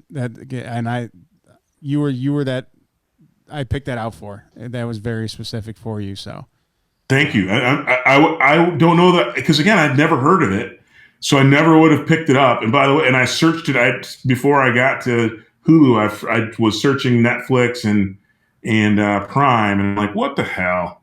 And I kept saying, but they were listing like AJ1. And I'm like, what the hell is that? Yeah, I forgot to add the little subtitle there. All right. It made it even better. Fantastic. Solid A. Yeah, you guys are done sucking each other off. That Cory didn't make the movie, by the way, Todd. He just assigned it to you. So, Cory said thank you 5 times. Well, thank you very much. I'm like, okay. So when we were making it, produced the documentary. All right. All right, you guys got a shot sitting there. Yeah, we do have a Better shot. get Todd, to it. get to I it. got one. I got it. Bob, grab your regular vape thing, and you can do that with us. Baba Ganoush. All right. Nick, you had Stripes. I had Stripes from Cory, I'm assuming. No, for me. I tested the waters, Nick. Couldn't hear word. Repeat that, Todd. Yeah, you broke I up. said Todd took the risk. This was a Todd assignment. Mm-hmm. I took the risk because he didn't like Caddyshack, but he liked Bill Murray, and I'm like, so I need to figure out if things don't age well with Nick, or if it's just the movies themselves. So I assigned him this. Yeah. Okay. So I watched Stripes with Bill Murray, and It's always a great start when they repeat what they watched and why they watched it. yeah. But I'm going to throw you for a curveball. I really enjoyed it. I did. Okay. I liked it a lot. I'm not big on the letter grade, but I don't feel that you should you should put people down like that. But I do. Wow. But I did enjoy it. Clearly, it was somewhat antiquated from when it was made. So many familiar faces. One of the characters was the dad I recognized in the Santa Claus with Tim Allen. The button-up dad with the sweater that had like the curly hair. He was one of the characters in Stripes that I recognized his face immediately. I recognized the captain, John whatever, some kind of Polish name. John Larroquette? Yes, it was not Polish, but yeah, Larroquette.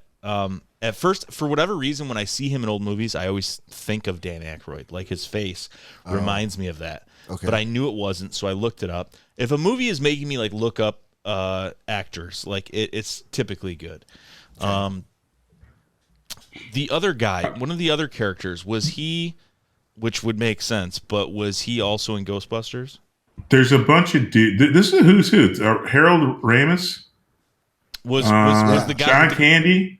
I know John Candy, but was the guy with the big glasses like the secondary character? Yeah. Wasn't he in Ghostbusters? Egon. Yeah. So yeah, of course.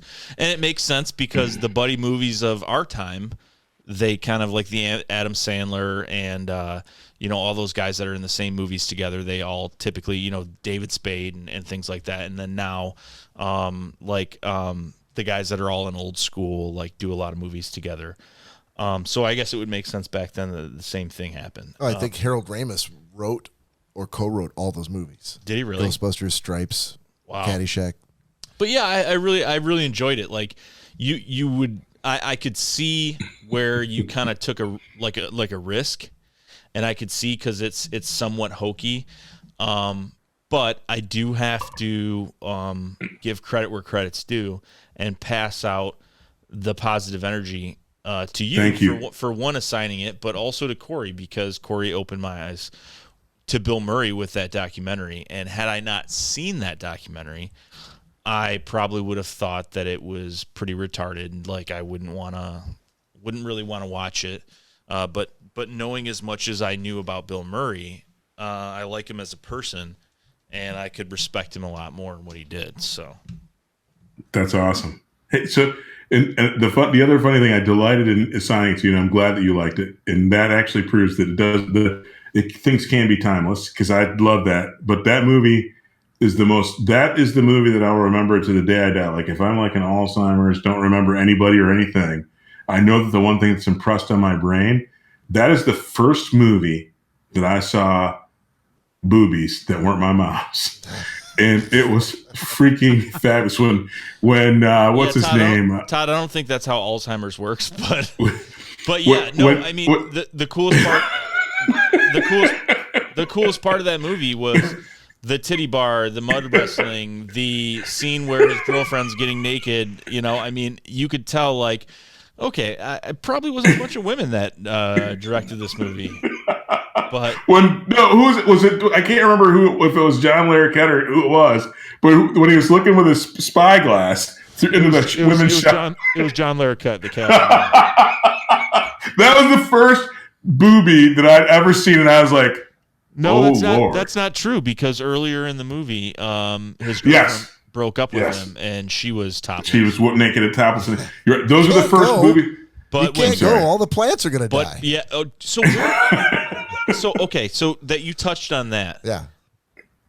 I've heard that quote somewhere. Yeah, I say it all the fucking time. It's not from you. Yes, it is. You fucking dolt. I've literally said it around you probably 20 times. It's not from you. It's absolutely from me. I've seen it like you don't hang around with anybody else who watches movies. I'm not talking about hanging around with people. I'm talking about like I've seen it like in a movie before, like where someone else has quoted that from that movie. Listen to what you just said. Your explanation for why you're right is that you saw it in a movie somewhere. That is false. You've only seen like 3 movies. But this is coming from a man that remembers and one of them is the one you're anything. talking about. Because I you don't say it remember all, I anything. literally just said it. But you're a person that doesn't remember anything. Todd, we are. I say it all the time. You and I are witnessing the implosion of the podcast right now. all the stars and planets have aligned. Yeah. Exactly. But here's what I'm trying to say. If it was someone that had a staunch record of like remembering every single moment in time and like, yes, this is when this happened. Yes, it's not. But I constantly call you and you're like, did I do that? I have no idea. That was like the night before if I had been drunk. So do I trust you now or you then? Like, which Bob do I trust? Me then. But so you then. I trust you then. Yeah. The one that doesn't remember. No. Yeah. The one that did the things that So I'm telling you you now. they I did. should trust you now. It's very confusing. is. Anyhow. Yeah. Just trust me when I say. I'm just glad he liked it. I did. Yeah. That's So awesome. maybe it was my subconscious memory of Bob carping on about the plants are going to die. You know. I think it's funny that he says. I think that's funny though. That's the line. My tagline is "That's the facts, Jack."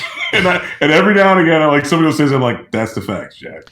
Absolutely, that is The part that I loved the most was knowing the backstory from Cory, like through because obviously Cory directed it, but knowing the backstory from what he assigned me, and knowing that in that documentary they actually explain the scene where he throws the MP girl up on the stove. And they explained from her point of view. She gave an interview, and she said that none of that was planned. Bill Murray just did that. He was big into improv in movies, and he threw her up on the stove, and she just had to react like it was going on. And he went in the drawer of props. It was a fake kitchen, and he pulled out a spatula and started putting it under her ass and trying to flip her like a burger, and none of that was a part of the scene. So that's awesome. That kind of shit really cracked me up. Yeah, that's awesome. I do remember that from the documentary. That was one of the things that they said it was pouring rain outside, and that's why they were even standing in that part of the studio. And they went in there, and the director was like, "Hey, bring the cameras over here," because Bill started kind of messing around with her a little bit, and he's like, "This is gonna be great." He's like, "So they set a camera up in the little kitchen area, and there was the ice cream scooper." Yeah. Apparently there was. It was a very sexual innuendo. Yeah, he tried doing something with an ice cream scooper.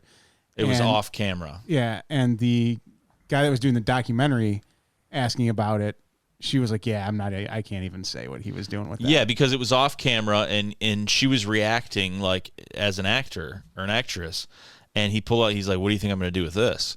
And she's like, "I don't know." And then it went off camera, and she reacted like he was like putting it up her thighs, And probably a little more than that. Yeah, and she's like, "Oh my God." She's like, "But," and it's amazing because now Bill Murray would be in jail. If it was someone that it was not well received to this day, that he would be he would be considered sexual assault and everything else. But they basically said that like at the time, Bill Murray was this beautiful storm that you just didn't try and control. And when he got that look in his eyes and he got in that mode, you just kind of let it happen. Because he's brilliant. And she said that at that moment, none of that was scripted. And she said he was so phenomenal as an actor. She's like, "Oh my God, he was looking at me with these big, beautiful blue eyes." And she's like, for that moment, you know, I was his love interest. I was his girlfriend. She's like, and we had this like great connection. She goes, but the crazy part is that she's like, I never talked to Bill Murray or met him before that scene. Like, Wow. We were just thrown into it. And she goes, but you would believe that, you know, we both had this kind of tag team love interest in the movie. She's like, all of a sudden he's just on set and it's like action. And that's just what happened. And I'm like, wow, that's why I could appreciate it a lot more, you know. You know what's funny, Nick? I think I figured you out on Bill Murray too. By the way, I won't beat this horse. The big thing is, so Bill Murray's. If you look at that Caddyshack, he shouldn't win an award because that's the worst role. Yeah, I think that Caddyshack is about Ted Knight, a guy who's not he's a straight guy, and Rodney Dangerfield. So I wonder if I got to find the best Rodney Dangerfield movie I've ever watched. Because that's the thing I'm saying. You like Bill Murray and Stripes was done right, and I won't beat this horse, but I think I figured out the trick with you. I'm excited to give you another movie that might be a chance because I get A's all the time. We'll see, buddy. Don't go. You got to go out on a high note. So, but moving along, we've talked about this for way too fucking long. All right, who's already gone? Is everybody going with me? Yes. Yeah. I feel like we started this like an hour ago. Sorry, man. Yeah, I had to watch The Circle. This is an absolute waste of 2 hours of my life that I'll never get back. It was hands down, since we started this podcast, the worst thing I've ever had to watch. I get what they were trying to do, but every single person in the show was completely unwatchable and the stupidest reality show I've ever seen. It was the hardest thing in the world to be able to give this review, and the only way I can give it is by actually watching 2 hours of it, and that was really fucking tough. So I think it's a generational. It might be because I've watched a bunch of reality shows. Yeah, I know, but Cory assigned it. Cory liked it. I liked it, and Cory is not. I mean, I'm not defending it. Like, I'm just different strokes for different folks. Yeah, but, sure. I feel like you. I'm not saying you're stupid if you liked it. No. I found it to be. Didn't you talk about like, oh, I love The Real World when it was on? I watched way too much Jersey Shore, and it was a horrible show. But I was addicted to that show. But I maybe it is a generational thing. It might be all of the people. So there's. If you've never heard anybody review this on the podcast before, which I would find really hilarious if that was true, basically 8 people all go into an apartment. Each of them gets a apartment in the apartment building. Sorry, they're not all in the same apartment. They're in the same apartment building. Each of them gets their own apartment, and they go in there. They've not met each other at all, or laid eye contact on each other, and they will stay supposedly for the whole show and never see the other contestants. But they have these TVs and cameras everywhere in the room, and the only interaction that they have is through this AI that's on the TV that's voice activated, and it will type whatever you want, and it acts like a social network between you and the other apartment dwellers. And God, this is fucking depressing even just to talk about it. It's so stupid. You don't have to talk about it. You didn't like it. But all of the people, not one of the people were sympathetic in any way. I had no... Not Shoebomb? No, not even that dude. Why?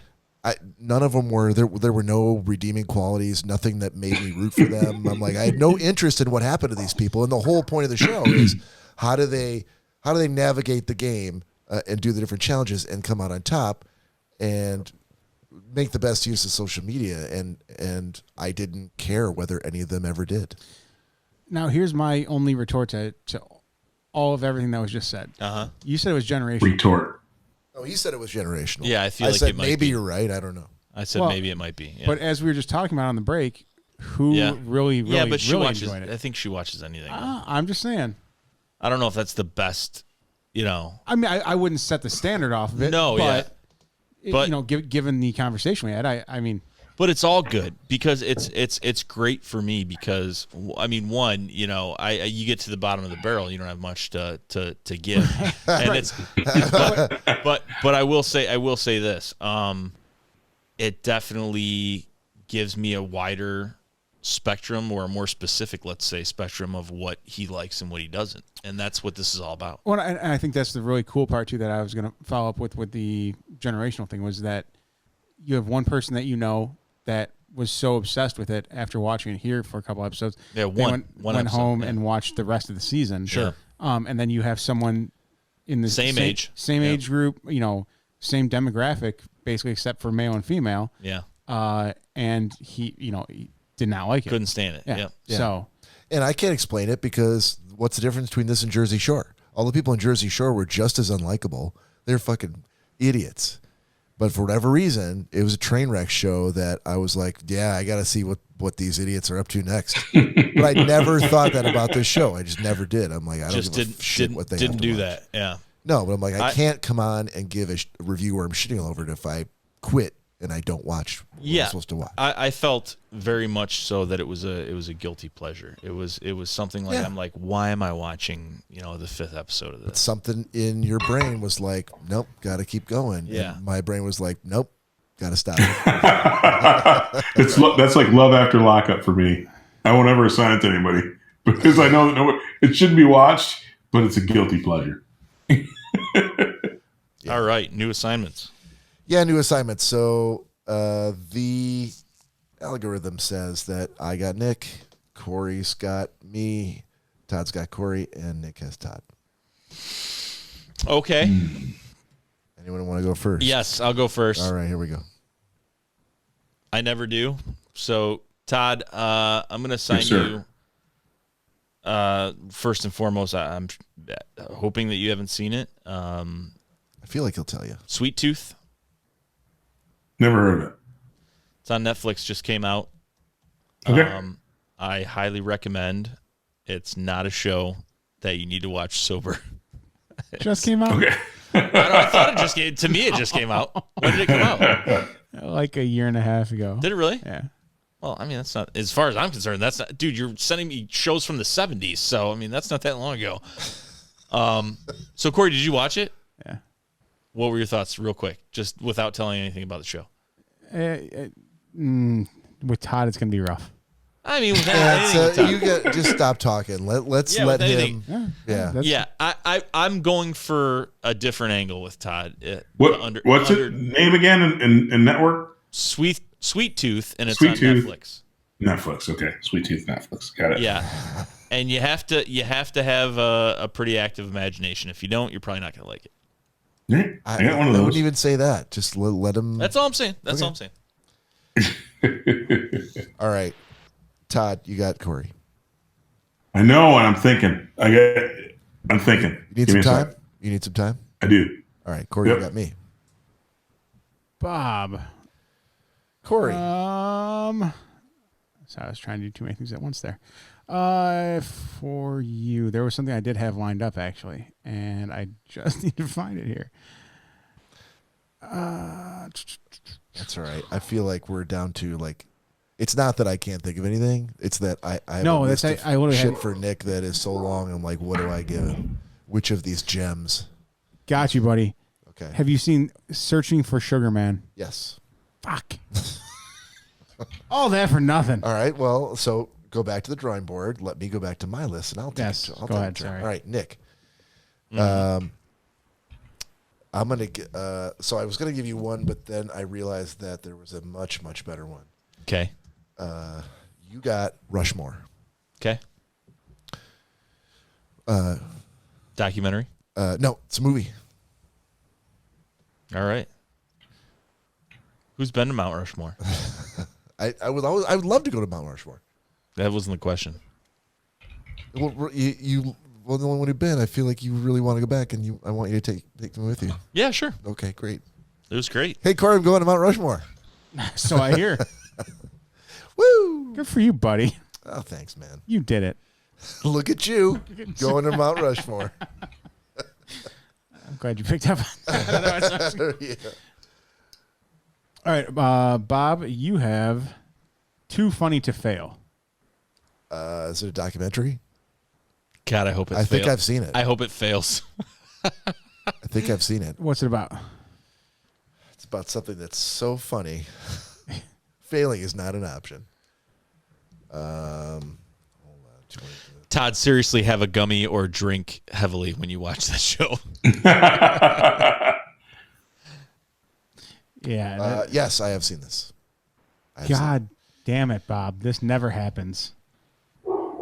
Yeah, I just happen to have that. So, Todd, have you given any thought to? I have. I'm gonna take a leap here. I think Cory may have seen this, but have you seen the Magnificent Seven? Yes. The original or the remake? I've The remake. seen both. You seen both? Yeah. All right. We've watched them together. Both of them? No, we haven't. We watched the remake. Yeah, together. He doesn't remember. He doesn't understand. Don't fucking touch me. All right, Todd, you got to go back to the drawing board. I got another one. Is it? Have you seen the Pelican Brief, Denzel? No. No. Actually, take that back. It's the Manchurian Candidate. I'm sorry. Yes, I've seen I'm Manchurian Candidate. The original or the remake? The remake with Denzel. I've seen the one with Denzel. No, I'm talking about the original with Frank Sinatra. I'm not rewatching that. Oh, Todd. No, that's You're a not hard no. Have you seen the Pelican Brief with Denzel? No, that I have not. There you go. All right. That took forever. Sorry. I still have to give That's you your okay. movie. Yeah. No, I know we're not done. Oh, okay.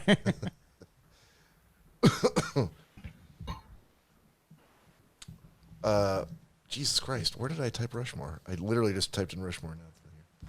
Dude, I'll take you, okay? Relax. Thanks, man. Hey, Cory, I'm going to Mount Rushmore. Come on, Bob. I got your snacks. Look at you, buddy. You're technically not allowed on that land. Really? Yeah. I didn't say on Mount Rushmore.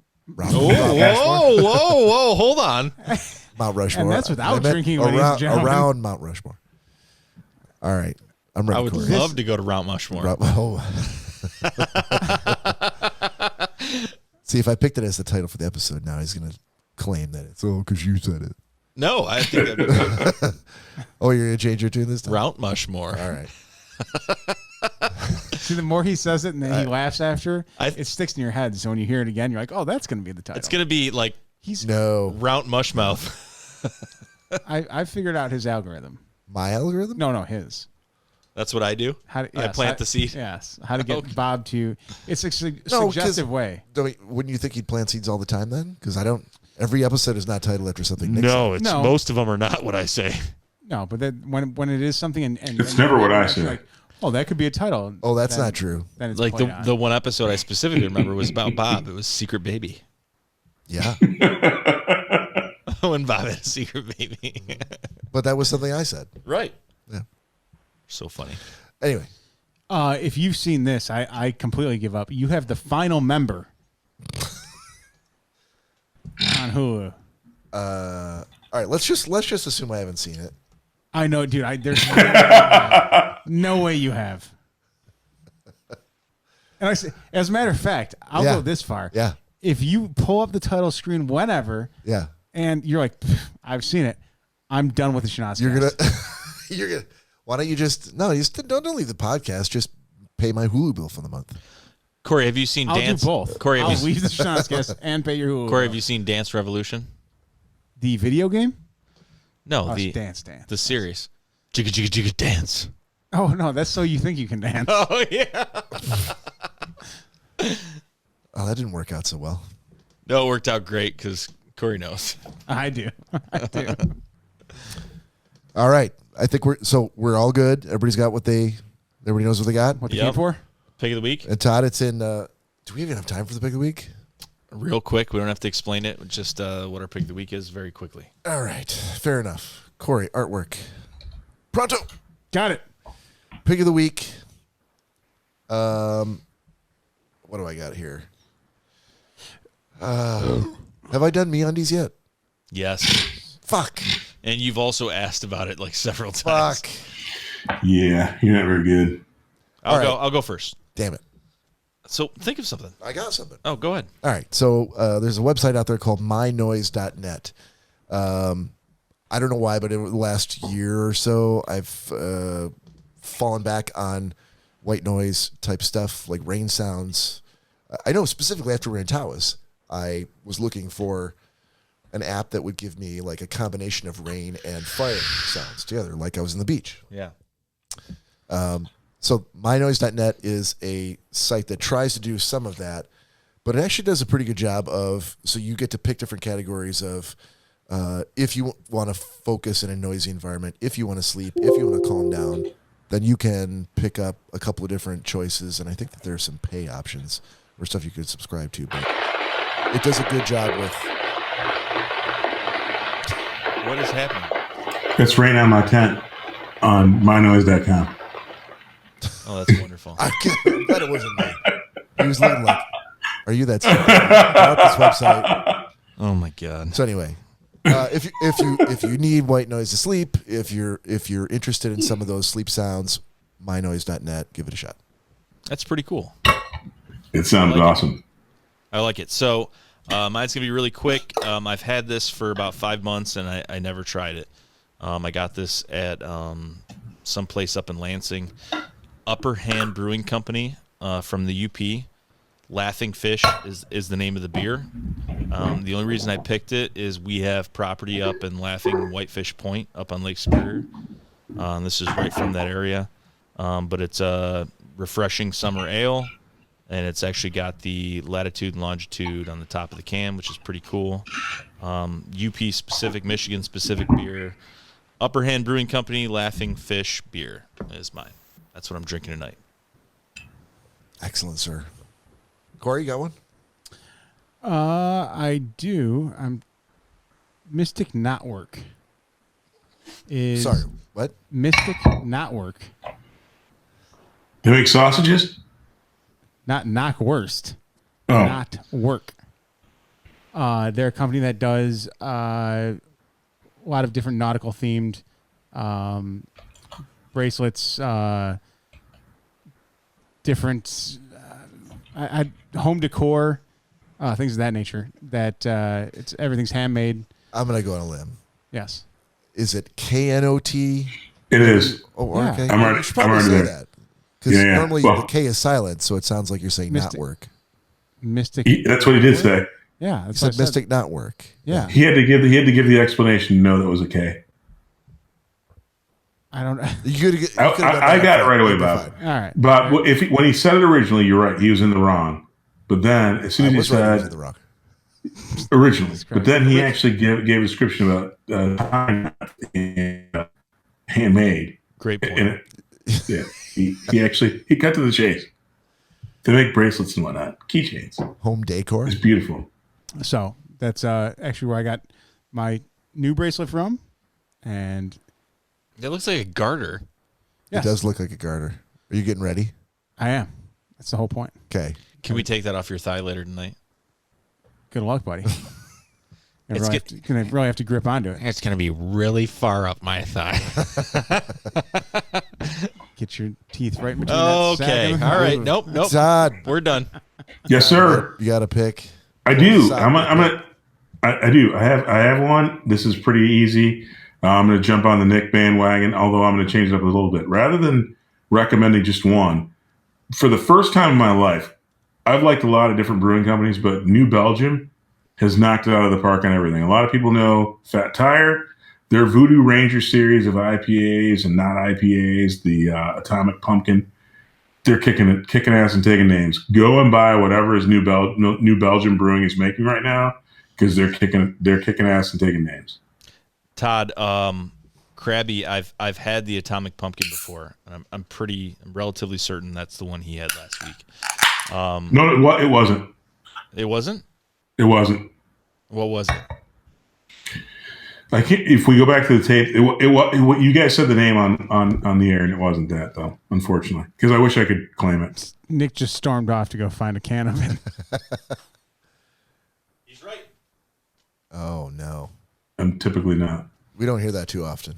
Yep, you're absolutely right. He's right. Todd, you're absolutely right. So I knew that. This is the one I had. It's from Southern Tier Brewing Company, and it's their Pum King, which I've had before, and it's really good. This is one of the few brewing companies that Bob has actually gagged about because I've told him they use real like pumpkin mash, and but they switched it up this year. It's a nitro. It's a Pumpkin Nitro. So it's super smooth. It's got the widget on the inside that spins around and really releases that nitro. But this one is so cool because it's like got like a creamy finish, and it's 8.6%. There you go. There you go. Have we all gone now? Yep. It seems like you're trying to get rid of us, Bob. Well, no, I'm noticing. I went to edit the last 3 episodes, and there were a couple of times that it stuck out that where Todd had to jump in, going like, "Well, no one ever asked me this," and I felt bad every time. So I'm trying to be sensitive to that. Well, nobody asked me. All right, that's the Schnozzcast for this week. Please join us here next weekend for episode 145, another milestone. Can't wait. On behalf of Nick, Todd, and Cory, this is Bob saying thank you for joining. We'll see you next week.